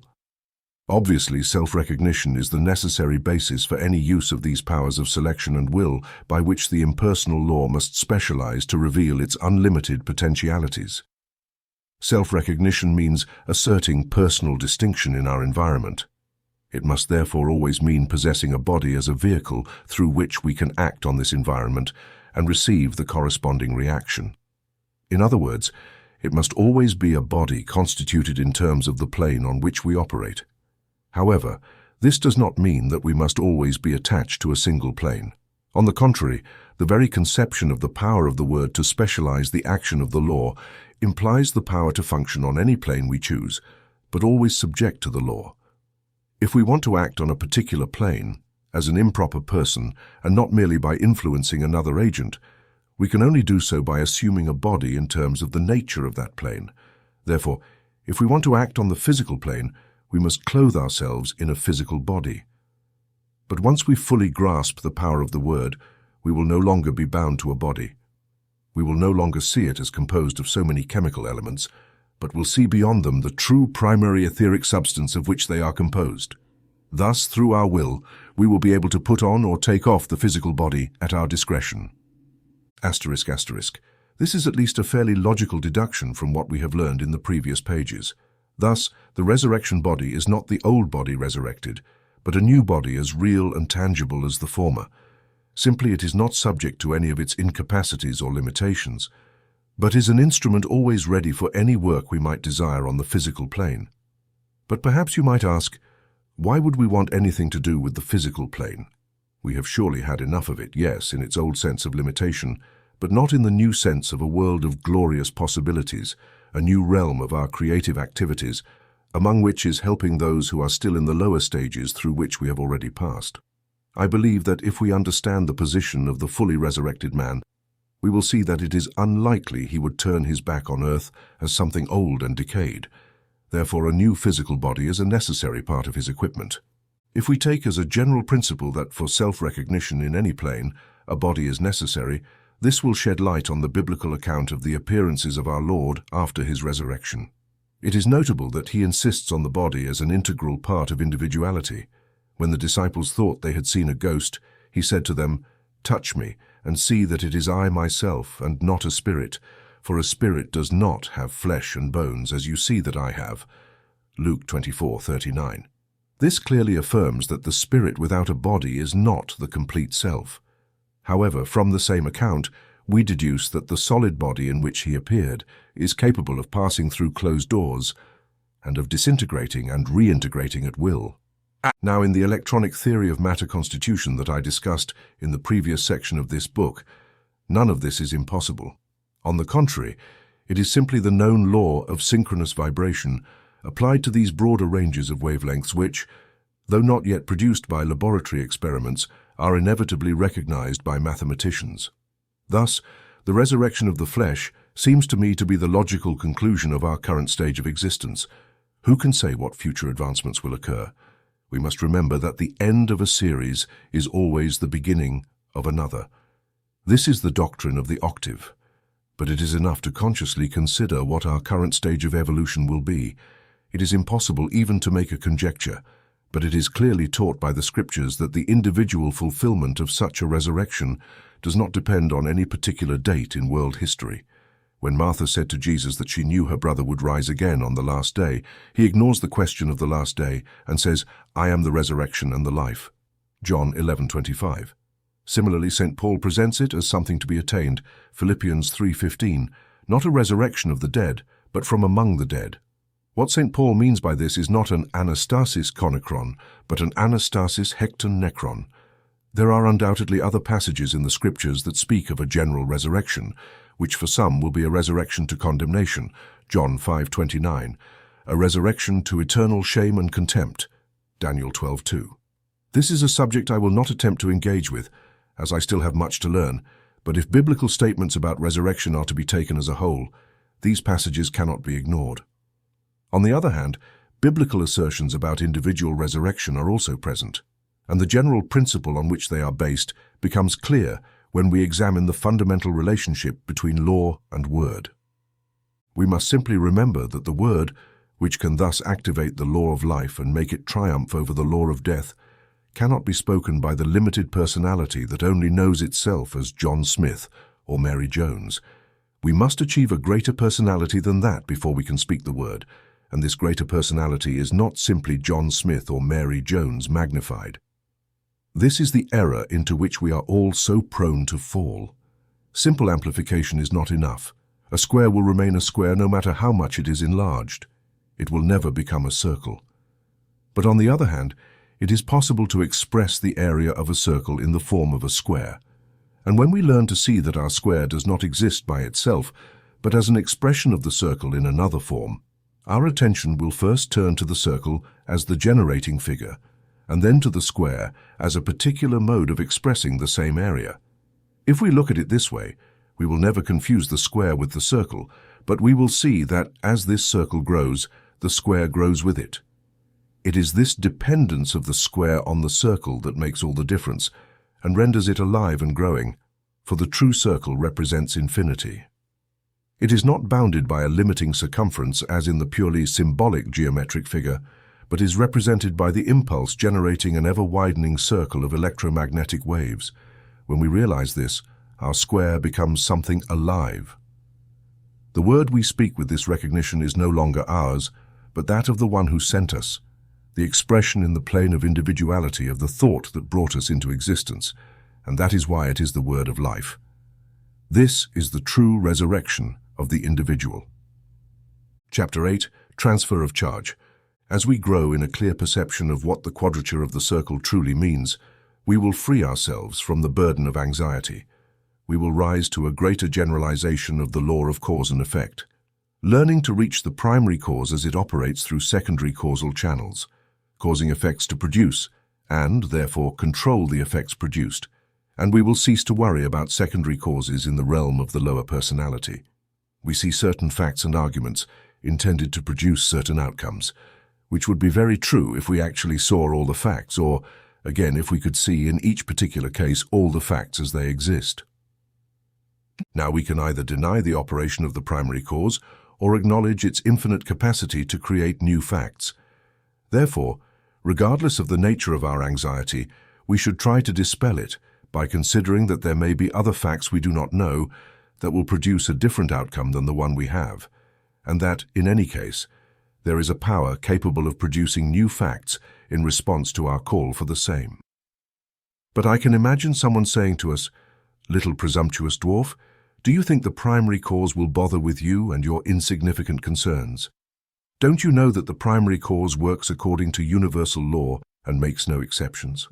Well, I would not have written this book if I did not know that the primary cause works according to universal law. And it is precisely because it does that I believe it will work for me and my concerns. The law makes no exceptions, but it can be specialized through the power of the word. Then our skeptic might say, "What do you think your word can do?"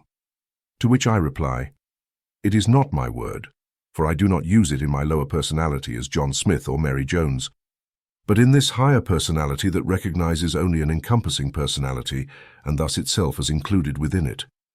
Which comes first, the law or the word? The distribution of solar systems in space, the localization of the mind in specific domains of cosmic activity, proclaims the beginning of all manifestation through the verb. Thus the operation of the law follows with mathematical precision, just as when we write 2 times 2, we cannot avoid getting 4 as the result. However, there is no reason not to write 2 times 3 and thus get 6 instead of 4. Keep in mind that the law stems from the word, and you will have understood the class of the mystery of life. The extent to which we will be able to make practical use of this insight depends, of course, on our acceptance of its principle. The direct power of the word is inherent to the word and cannot be altered. It is the law of the law, and therefore, like any other law, it cannot be broken. But its action can be reversed. We cannot deprive the word of its efficacy, but our denial of it as a word of expansion equates to an affirmation of it as a word of contraction, and thus the law acts upon us as a limitation. But the fault lies not in the law, but in how we use the word. If the reader understands this, they will see that the less we worry about what seem to be the visible and calculable causes of things, the more we will free ourselves from the burden of anxiety. As we progress step by step towards a clearer recognition of the true order of cause and effect, all intermediate causes will disappear from our lives. Only the 2 ends of the cause and effect sequence will remain visible. The primary cause moving as a word, initiating a sequence, and the desired result ending as the word taking form in the fact. The intermediate links in the chain will be there, but they will be seen as effects, not as causes. The broader our generalization, the less we will need to concern ourselves with details, knowing that they will form themselves through the natural action of the law, and the broadest generalization is thus to affirm not what we want to have, but what we want to be. The only reason we want to possess something is that we think it will help us to be better than what we are now. Thus, possession is merely a link in the chain of secondary causes, and can be set aside, as it will come of itself through the natural workings of the law implemented with the verb as the primary cause.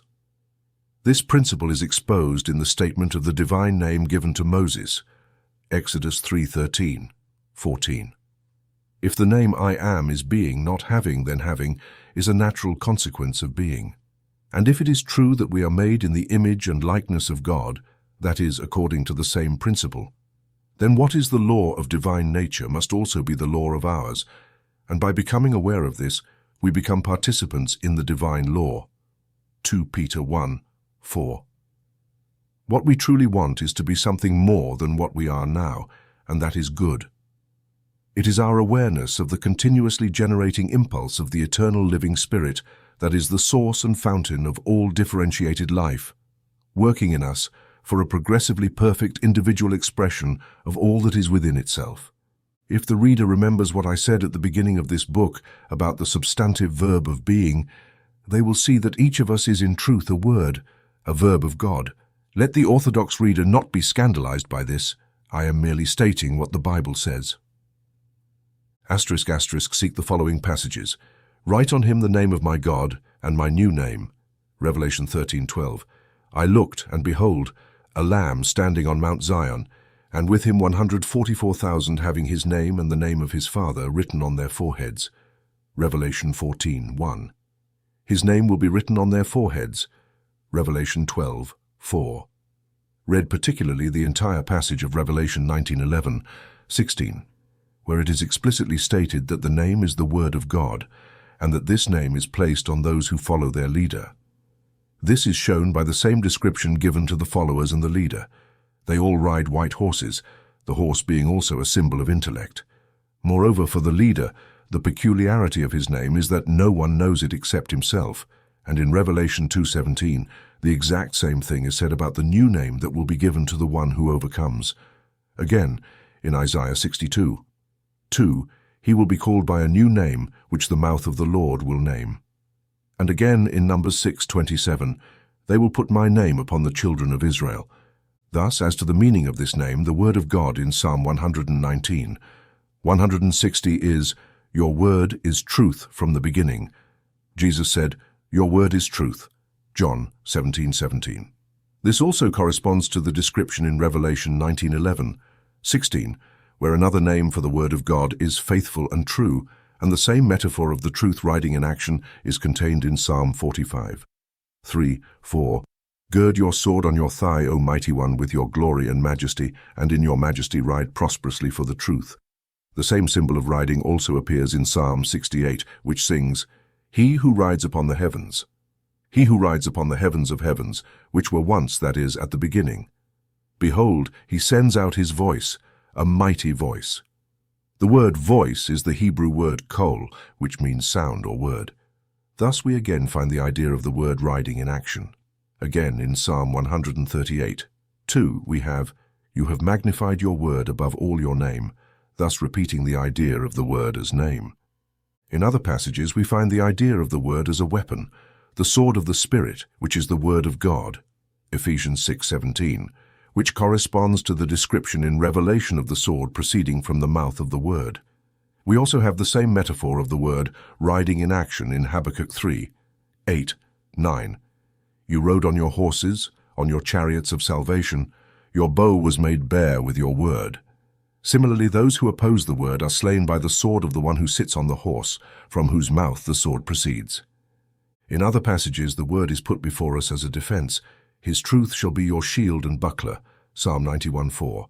And again, the name of the Lord is a strong tower. The righteous run to it and are safe, Proverbs 18:10. We have already seen that this name is the word of God, and similarly in Psalm 124:8, Our help is in the name of the Lord who made heaven and earth. Finally, we have the word as the ultimate deliverance from all evil. Into your hands I commit my spirit. You have redeemed me, O Lord God of truth. Psalm 31:5. And the reason for all this is that his truth endures through all generations, Psalm 105. It is eternal, immutable principle. By the word of the Lord the heavens were made, and all their host by the breath of his mouth, Psalm 33:6. As it is also said of the word at the beginning of the Gospel and the first epistle of St. John. A careful comparison of these passages and others like them will clarify that the sequence presented to us is as follows. The word is the passage from the substantive verb of being to action. It is always the same from the beginning at all scales, and thus it also applies to ourselves so that each one is a word of God. We are so by the very essence of our being, and that is why the first thing said of man is that he is made in the image and likeness of God. But to what extent each of us will truly become an effective word depends on our acceptance of the new name ready to be granted to each. To all who accept it, it gives the power to become children of God, to those who believe in his name. John 1:12. We receive the new name by becoming aware of the truth, which is that we ourselves are included in the name, and this name is called the Word of God. The meaning becomes clearer if we remember that the spiritual name of everything is an essence or essential being that manifests through its phenomenon or external reproduction in form. Thus, the true order is first our name or essential being, then our word or active manifestation of that essential being, and finally the truth or immutable law of being that passes through the manifestation. And these three are one.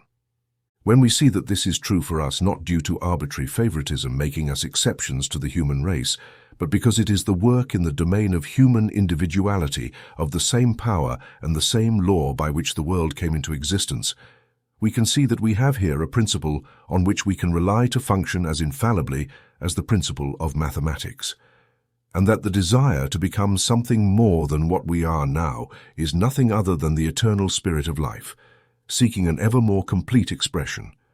The correction needed for our way of thinking is to start with being, not with having, and then we can trust that the having will come in its correct order. Asterisk, asterisk. If we can adopt this new way of thinking, what a world of concerns it will save us. If we realize that the law stems from the word and not the other way around, then the law of attraction must work in this manner and will bring us all the conditions through which we will be able to express the more expanded being toward which we direct our word. Consequently, we will not need to worry about forcing specific conditions to exist. They will naturally grow from the seed we have planted. All we need to do now, or at any other time, is to take the conditions at our disposal and use them in alignment with the type of being towards which we direct our thought. Use them as far as they will take us at that moment, without trying to push them further, and we will find by experience that the current conditions, thus used today and tomorrow, will naturally evolve into more favorable conditions, thus day by day until we look back later and are surprised to see that we express everything, and primarily the type of being we had envisioned. Then, from this new standpoint of our being, we will continue to advance in the same manner, and so on to infinity, so that our life will become an endless progress, always expanding as we move forward. It will be a very calm and peaceful path, free of concerns and anxiety, wonderfully effective. It may lead you to a position of authority or fame, but since these things belong to the category of having and not being, it was not what you were seeking. They are merely byproducts of what you have become in yourself. They are conditions, and like all others, they should be used for the development of an even broader being, meaning you will continue to work on a larger scale than such a position allows. But the one thing you will not attempt to do with it will be to direct the show. At the moment you do that, you will cease to use the word of the greater personality and revert to your former level of the smaller personality. Just Juan Perez or Maria Jones, ignorant of themselves as something greater. It is true that your word still directs the operation of the law toward yourself. It always does. But your word has been reversed, and thus it invokes the operation of the law of contraction instead of the law of expansion. A higher position means a broader field of usefulness. That's all. And to the extent you adapt to this, you will receive it. So if you are content to pronounce each day in your thought the creative word of being, you will find that it is the path of peace and the secret of a happy life. But this is not monotonous, as you will see that you will encounter various unexpected interests, offering you room for all the activities your current degree of being enables you to undertake. You will always find plenty to do and will enjoy accomplishing them. Thus, you should never fear being bored.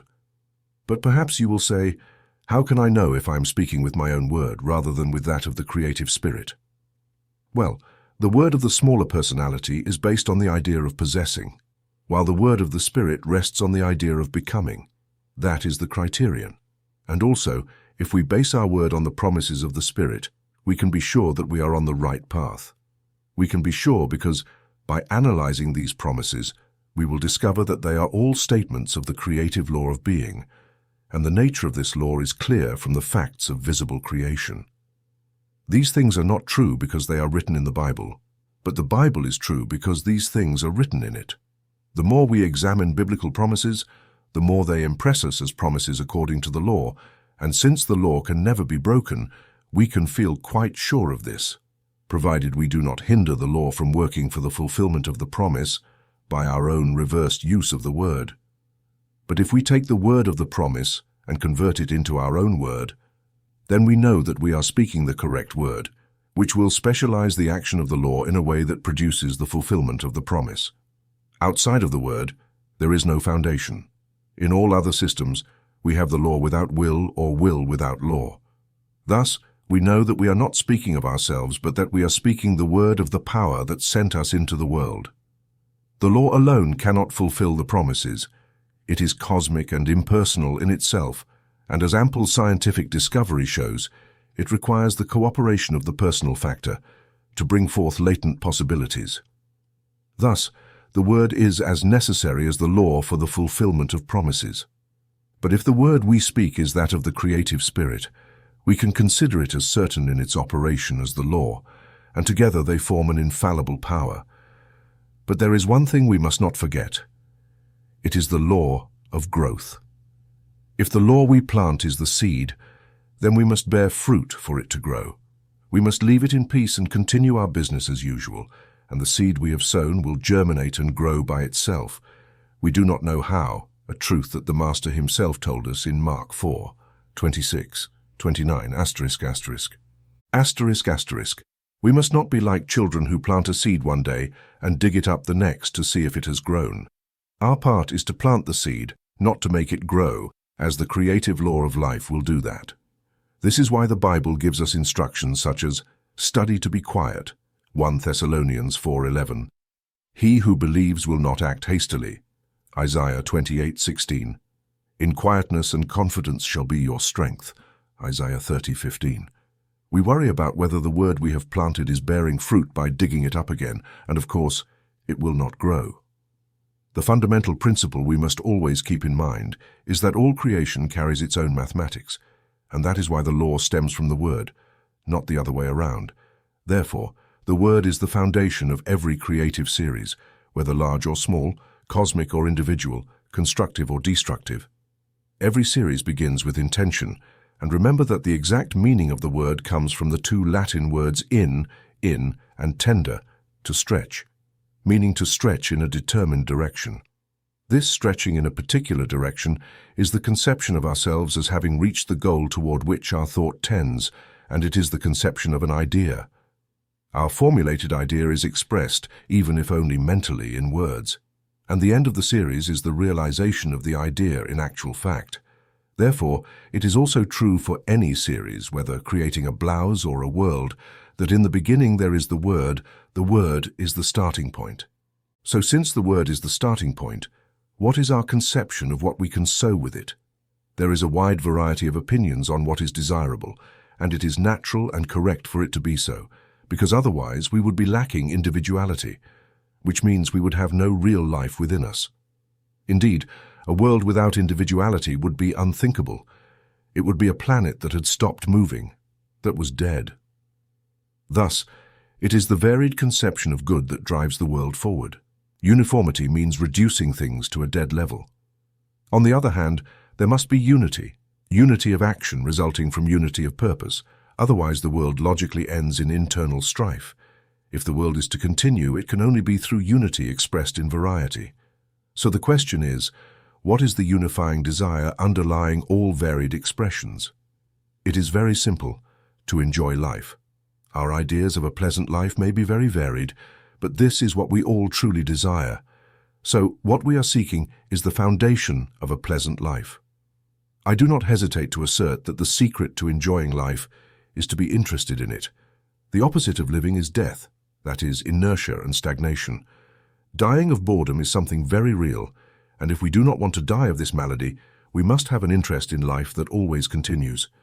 Now, for something to interest us, we must enter into its spirit.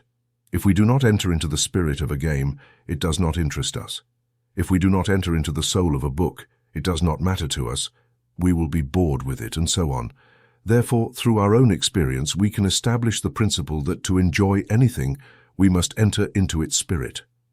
And if this is true, then to enjoy the quality of life, we must enter into the spirit of life, meaning the living quality of life, to dissociate it from any idea of specific conditions, because what we are seeking to attain is the fundamental principle of life that creates conditions, not the reflection of sensations, whether physical or mental. and any particular set of conditions can induce us temporarily. Thus, we return to the initial proposition with which we began, that the origin of everything is found solely in a universal, ever-living spirit, and that our own life stems from this spirit, according to the principle omne vivum ex vivo. Every living being comes from living. Thus, we logically arrive at the conclusion that the ultimate desire of all humanity is to consciously enter into the spirit of life as it is in itself, before all conditions. This is the broadest generalization of all, and it opens the door to the highest specialization, for it is scientifically proven that the more broadly we can generalize the principle of any law, the more we can specialize its operation in a higher manner. Only to the extent that our conception is limited does any law limit us. A principle in itself is always undifferentiated and capable of all types of differentiation into particular modes of expression that do not oppose the principle itself. And this is true for the principle of life as for all others. Therefore, there is no limit to its expression, except that which reverses it, that is, anything that tends towards death.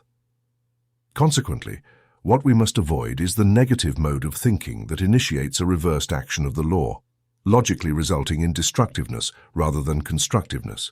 But the mistake we make in not seeing the basic principle of everything is seeking conditions to form life, instead of seeking life to form conditions. Therefore, what we require is a model of measure for our thought, through which we can form the perfect word that will set in motion the law of cause and effect in a way that satisfies this fundamental desire for life common to all humanity. The perfect word must therefore satisfy two conditions. It must possess the essential quality of undifferentiated eternal life, and it must have the essential quality of humanity. It must say with a prayer, Homo sum, humani nihil a me alienum puto. I am a man. I consider nothing that is human as alien to me. Asterisk, asterisk. When we reflect carefully, it is impossible to escape the conclusion that this must be the essential quality of the perfect word we seek. It is the final logical deduction of everything we have learned about the interaction between law and personality. The perfect word must embody the same quality of both. It must be both human and divine. Of course, all my readers know where to find the description of such a word, but what I want them to understand is how we arrived at a similar description of the perfect word. We did not accept it unquestioningly as the teaching of a scholastic theology, but arrived at it through careful reasoning based on the natural facts of physics and our own mental faculties. This method of arriving at it makes it truly ours. We know what we mean by it, and it is no longer merely a traditional form of words. It is the same with everything else. Nothing becomes ours simply because we are told so. For example, if I show a painting to an artist and he tells me that a boat in it is half a league away from the viewer, I may accept this for his authority, as I assume he knows all about it. But if the next day a friend shows me a painting of a stretch of coast with a fishing boat in the distance and asks me how far away the boat is, I remain completely perplexed, as I do not know how the artist judged the distance. However, if I understand the principle, I can give my friend a very accurate approximation of the boat's distance. I resolve it this way. I say that in the foreground of the painting there is a level of detail that cannot be seen from more than 20 meters away, and the average size of these details in nature indicates that the lower edge of the painting must measure about 10 meters wide. Then, by experience, I know that the average length of the boat in the painting is about 80 feet. By measuring, I find that this length spans the painting 16.5 times at the level where the boat is. So I know that a line crossing the painting at this level measures 80 feet, x 16.5 equals sine 1320 feet, or 440 yards. I then calculate 10 yards, x 440 yards, 20 yards equals sine 880 yards, 1760 yards equals sine 1 mile, and 1,760 divided 2 equals 880 yards. So, I know that the boat in the picture is represented half a league from the viewer. I actually know the distance, and do not just guess it. I know how it is determined simply from a geometric principle. For a given angle at the top of a triangle, the length of a perpendicular drawn from the top to the base of the triangle will always have the same relationship with the length of the base, regardless of the size of the triangle. Thus, I know the distance of the boat in the image by combining mathematics and my own observation of the facts, once again linking law and personality. Now, a familiar example like this shows the difference between being told something and actually knowing it.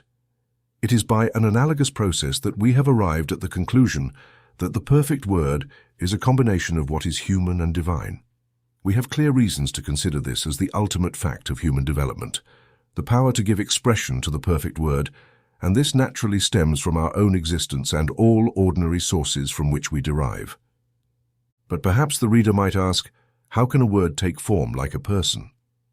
Well, words that do not take form as facts simply dissipate into the air, and we cannot conceive that the divine ideals of man would do that. Therefore, the expression of the perfect word on the level of humanity must materialize in a human form, not by manifesting a limited personality with all its idiosyncrasies, but by manifesting the fundamental principle of humanity itself, which is common to us all. To quote Dryden, but in a very different sense from what was intended, Achitophel, such a person must be not one, but the epitome of all humanity. The manifestation must be the perfect expression of that fundamental life which is the root desire of us all, and which is therefore called the desire of all nations. Thus we arrive, according to Revelation 2:7, at the fundamental fact of human personality, the eternal will to live like the flame that draws in water, acting subconsciously throughout creation. It is the root from which all creation flows. In the atom, it becomes atomic energy. In the plant, it becomes plant life. In the animal, it becomes animal life, and in man, it becomes personal life. If one wants to establish a perfect standard of eternal life before us, it must be in terms of human personality. But someone might ask, why would we need such a standard? The answer is that since the operation of the law towards each of us is determined by our mode of thinking, we must be protected against a reversed use of the word. Ignorantia legis neminem excusat. Ignorance of the law excuses no one, is a scientific principle as well as a legal one.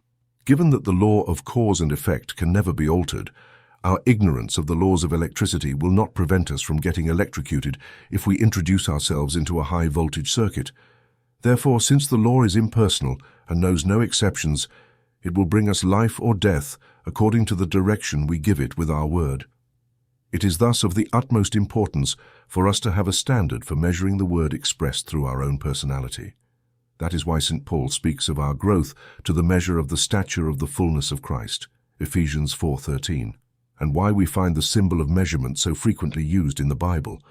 Therefore, to exhibit a large scale of measurement for our word, it can only be presented in human form.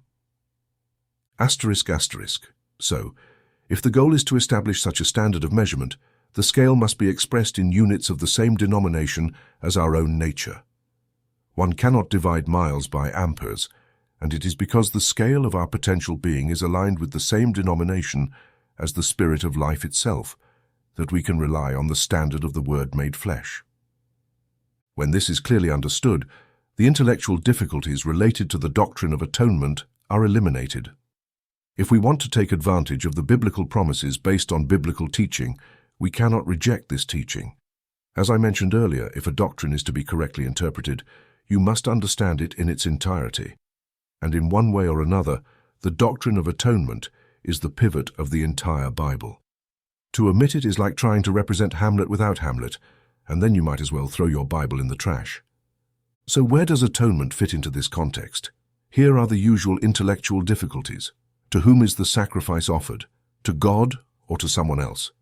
If it is to someone else, then that being would have a power superior to God's. If it is to God, how can a God of love require a blood sacrifice? And in all cases, how can one person's guilt be transferred to another? In reality, none of these questions are truly relevant. They have nothing to do with the real issue, which is how we can combine the personal action of the Word with the impersonal action of the law, so that the law becomes for us the law of life, rather than the law of death. Romans 8:2. Let us return to the principles we have developed. The law derives from the Word, and not the other way around. It acts for good or ill depending on the quality of the word that invokes it. To obtain the law of life, we must speak the word of life. Thus, according to the principle omne vivum ex vivo, all life comes from life, the fundamental word of life, which is not subject to any condition because it precedes all conditions, can only be spoken from the consciousness anchored in eternal life, which is the foundation of all particular being. Therefore, to speak this word, we must be certain that we are in no way separated from eternal life, and since this is necessary for all men, it must be sufficiently broad to encompass all degrees of perception. Theologically, it is said that separation from eternal life is caused by sin. But what do we understand by sin? We can only judge what something is by what it does. Thus, if sin is what prevents the influx of eternal life, knowing that it is at the root of our individual being, it must be the transgression of the law inherent in our own being. The truth is that we live simultaneously in two worlds, the visible and the invisible, just as trees draw their life from the earth, air, and light. The transgression consists of limiting ourselves solely to the lower world, thus isolating ourselves from the essential part of our own life, that which truly lives. We do not realize the true function of the three lower principles of our nature, the spirit, the vital body, and the outer form, which function to concentrate the flow of spiritual life from the eternal spirit and thus allow undifferentiated life to differentiate into individual consciousness, which can then specialize the action of the law into higher manifestations than those that could be produced by the cooperation of personality. By analogy with Ohm's law, our error is making our resistance, R, so rigid that it ceases to be a conductor, and as a result, no current flows and no work is accomplished. This is the true nature of sin, and this opposition of our resistance to the eternal driving force is what must be eliminated. We must realize the true function of our resistance as the channel through which the driving force is able to accomplish its work, when we become aware that our true place in the order of the universe is to be collaborators with God in the accomplishment of the work of creation. Thus we see that so far we have completely lost the purpose of our calling and have misused the divine image in which we were created. Therefore, we desire a guarantee that our past errors will not hinder our future progress toward a fuller participation in the divine creative work, which, by virtue of our true nature, must be our rightful inheritance. The fact that our future destiny is to play an individual role, no matter how small in the grand work of evolution, may not be evident to us in the early stages of our awakening. But what is clear in terms of feeling, though not yet intellectually, is that in one way or another, we have separated ourselves from the great source of light, and what we desire is to reunite with it.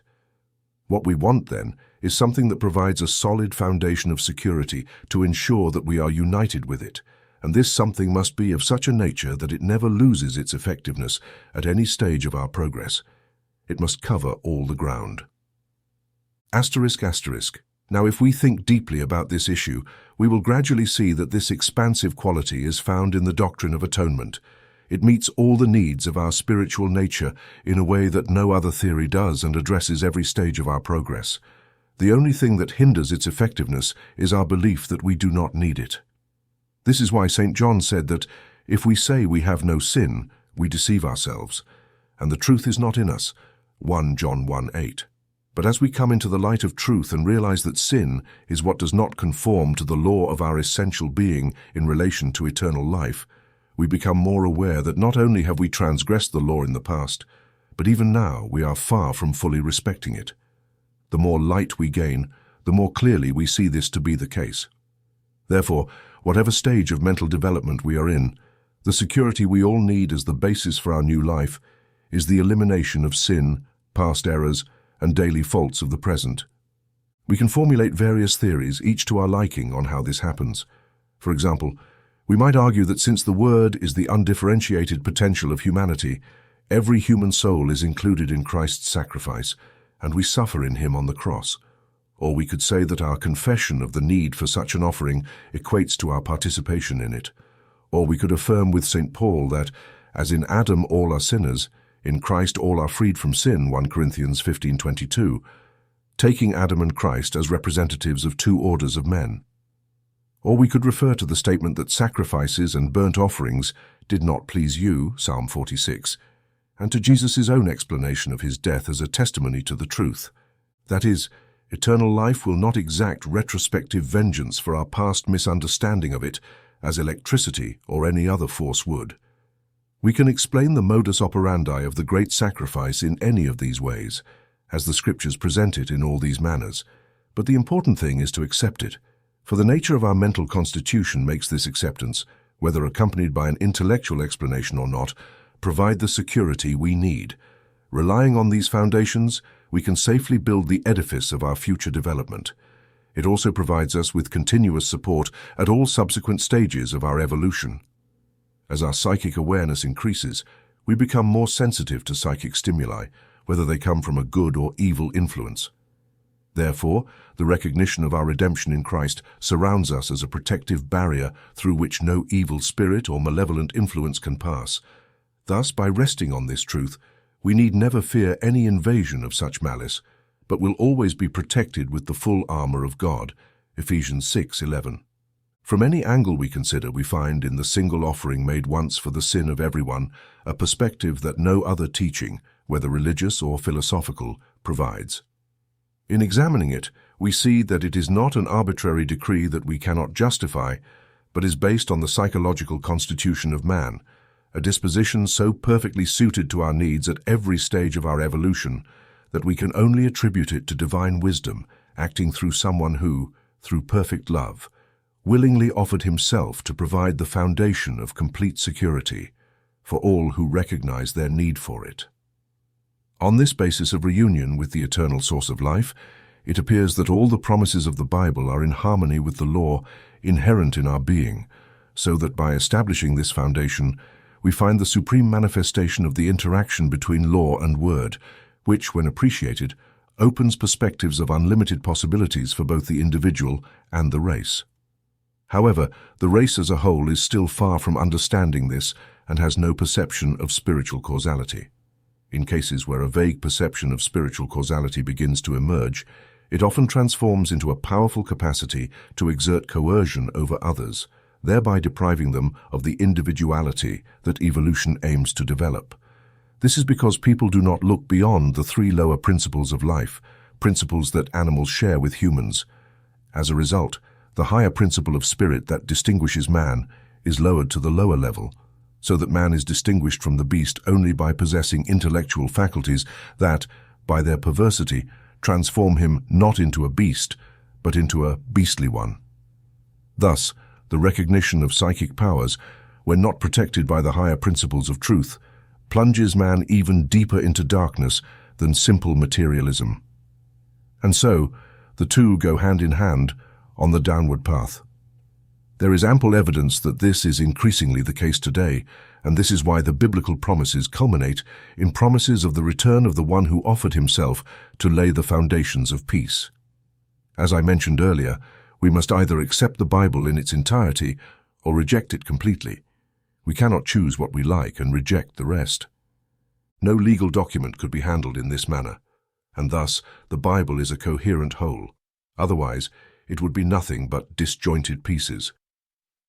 Therefore, if this divine word has manifested to save the world from destruction, by opening the way for the individual through the recognition of their true relationship with God, it is a reasonable realization of the same principle that, when the majority of humanity does not perceive the beneficial use of these powers and persists in using them inversely, this same being must reappear to save the race from total self-destruction, but not in the same way, as that would be impossible.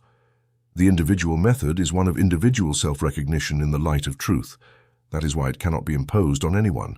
Thus, the descent of the race as a whole cannot be stopped by coercive means, and this can only be achieved by first allowing a bitter experience regarding what leads the perverted intellect to serve the beast within man, and then by forcibly restraining those who persist in this folly. Hence, a second coming of the divine man is a logical consequence of the first and equally logical. This second coming must be as a ruler of nations with irresistible power, so that men, reflecting on the evils of the past and investigating their cause, may be led to see this cause in the reversed action of the law of their own being, and thus learn to renew their thoughts according to the divine thought to lead them to the glorious freedom of the children of God. This is the promise we should anticipate today, and while it is unwise to speculate on the precise time and manner of its fulfillment, there is no doubt about the nature of the general principles involved. I trust the reader has learned from this book that principles unfold with unfailing precision, although they depend on our words or mental attitude regarding how their development will affect us personally. For these reasons, it seems to me that the current objections to the doctrine of atonement are entirely misplaced. They do not account for the full meaning of the issue. Punishing for sin, of course, there will be punishment for sin as long as one persists in it. This is the natural functioning of the law of cause and effect. Forgiving sin, of course, there is forgiveness of sin. As soon as, through fulfillment, we make correct use of the law of our own being, it could be no other way.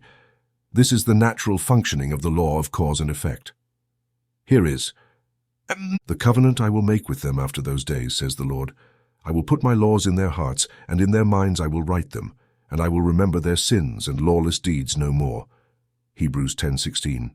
Likewise in Jeremiah 31:32, from which the author of the epistles to the Hebrews quotes, "Now the Lord is the Spirit," 2 Corinthians 3:17 second, that is, the original spirit of life.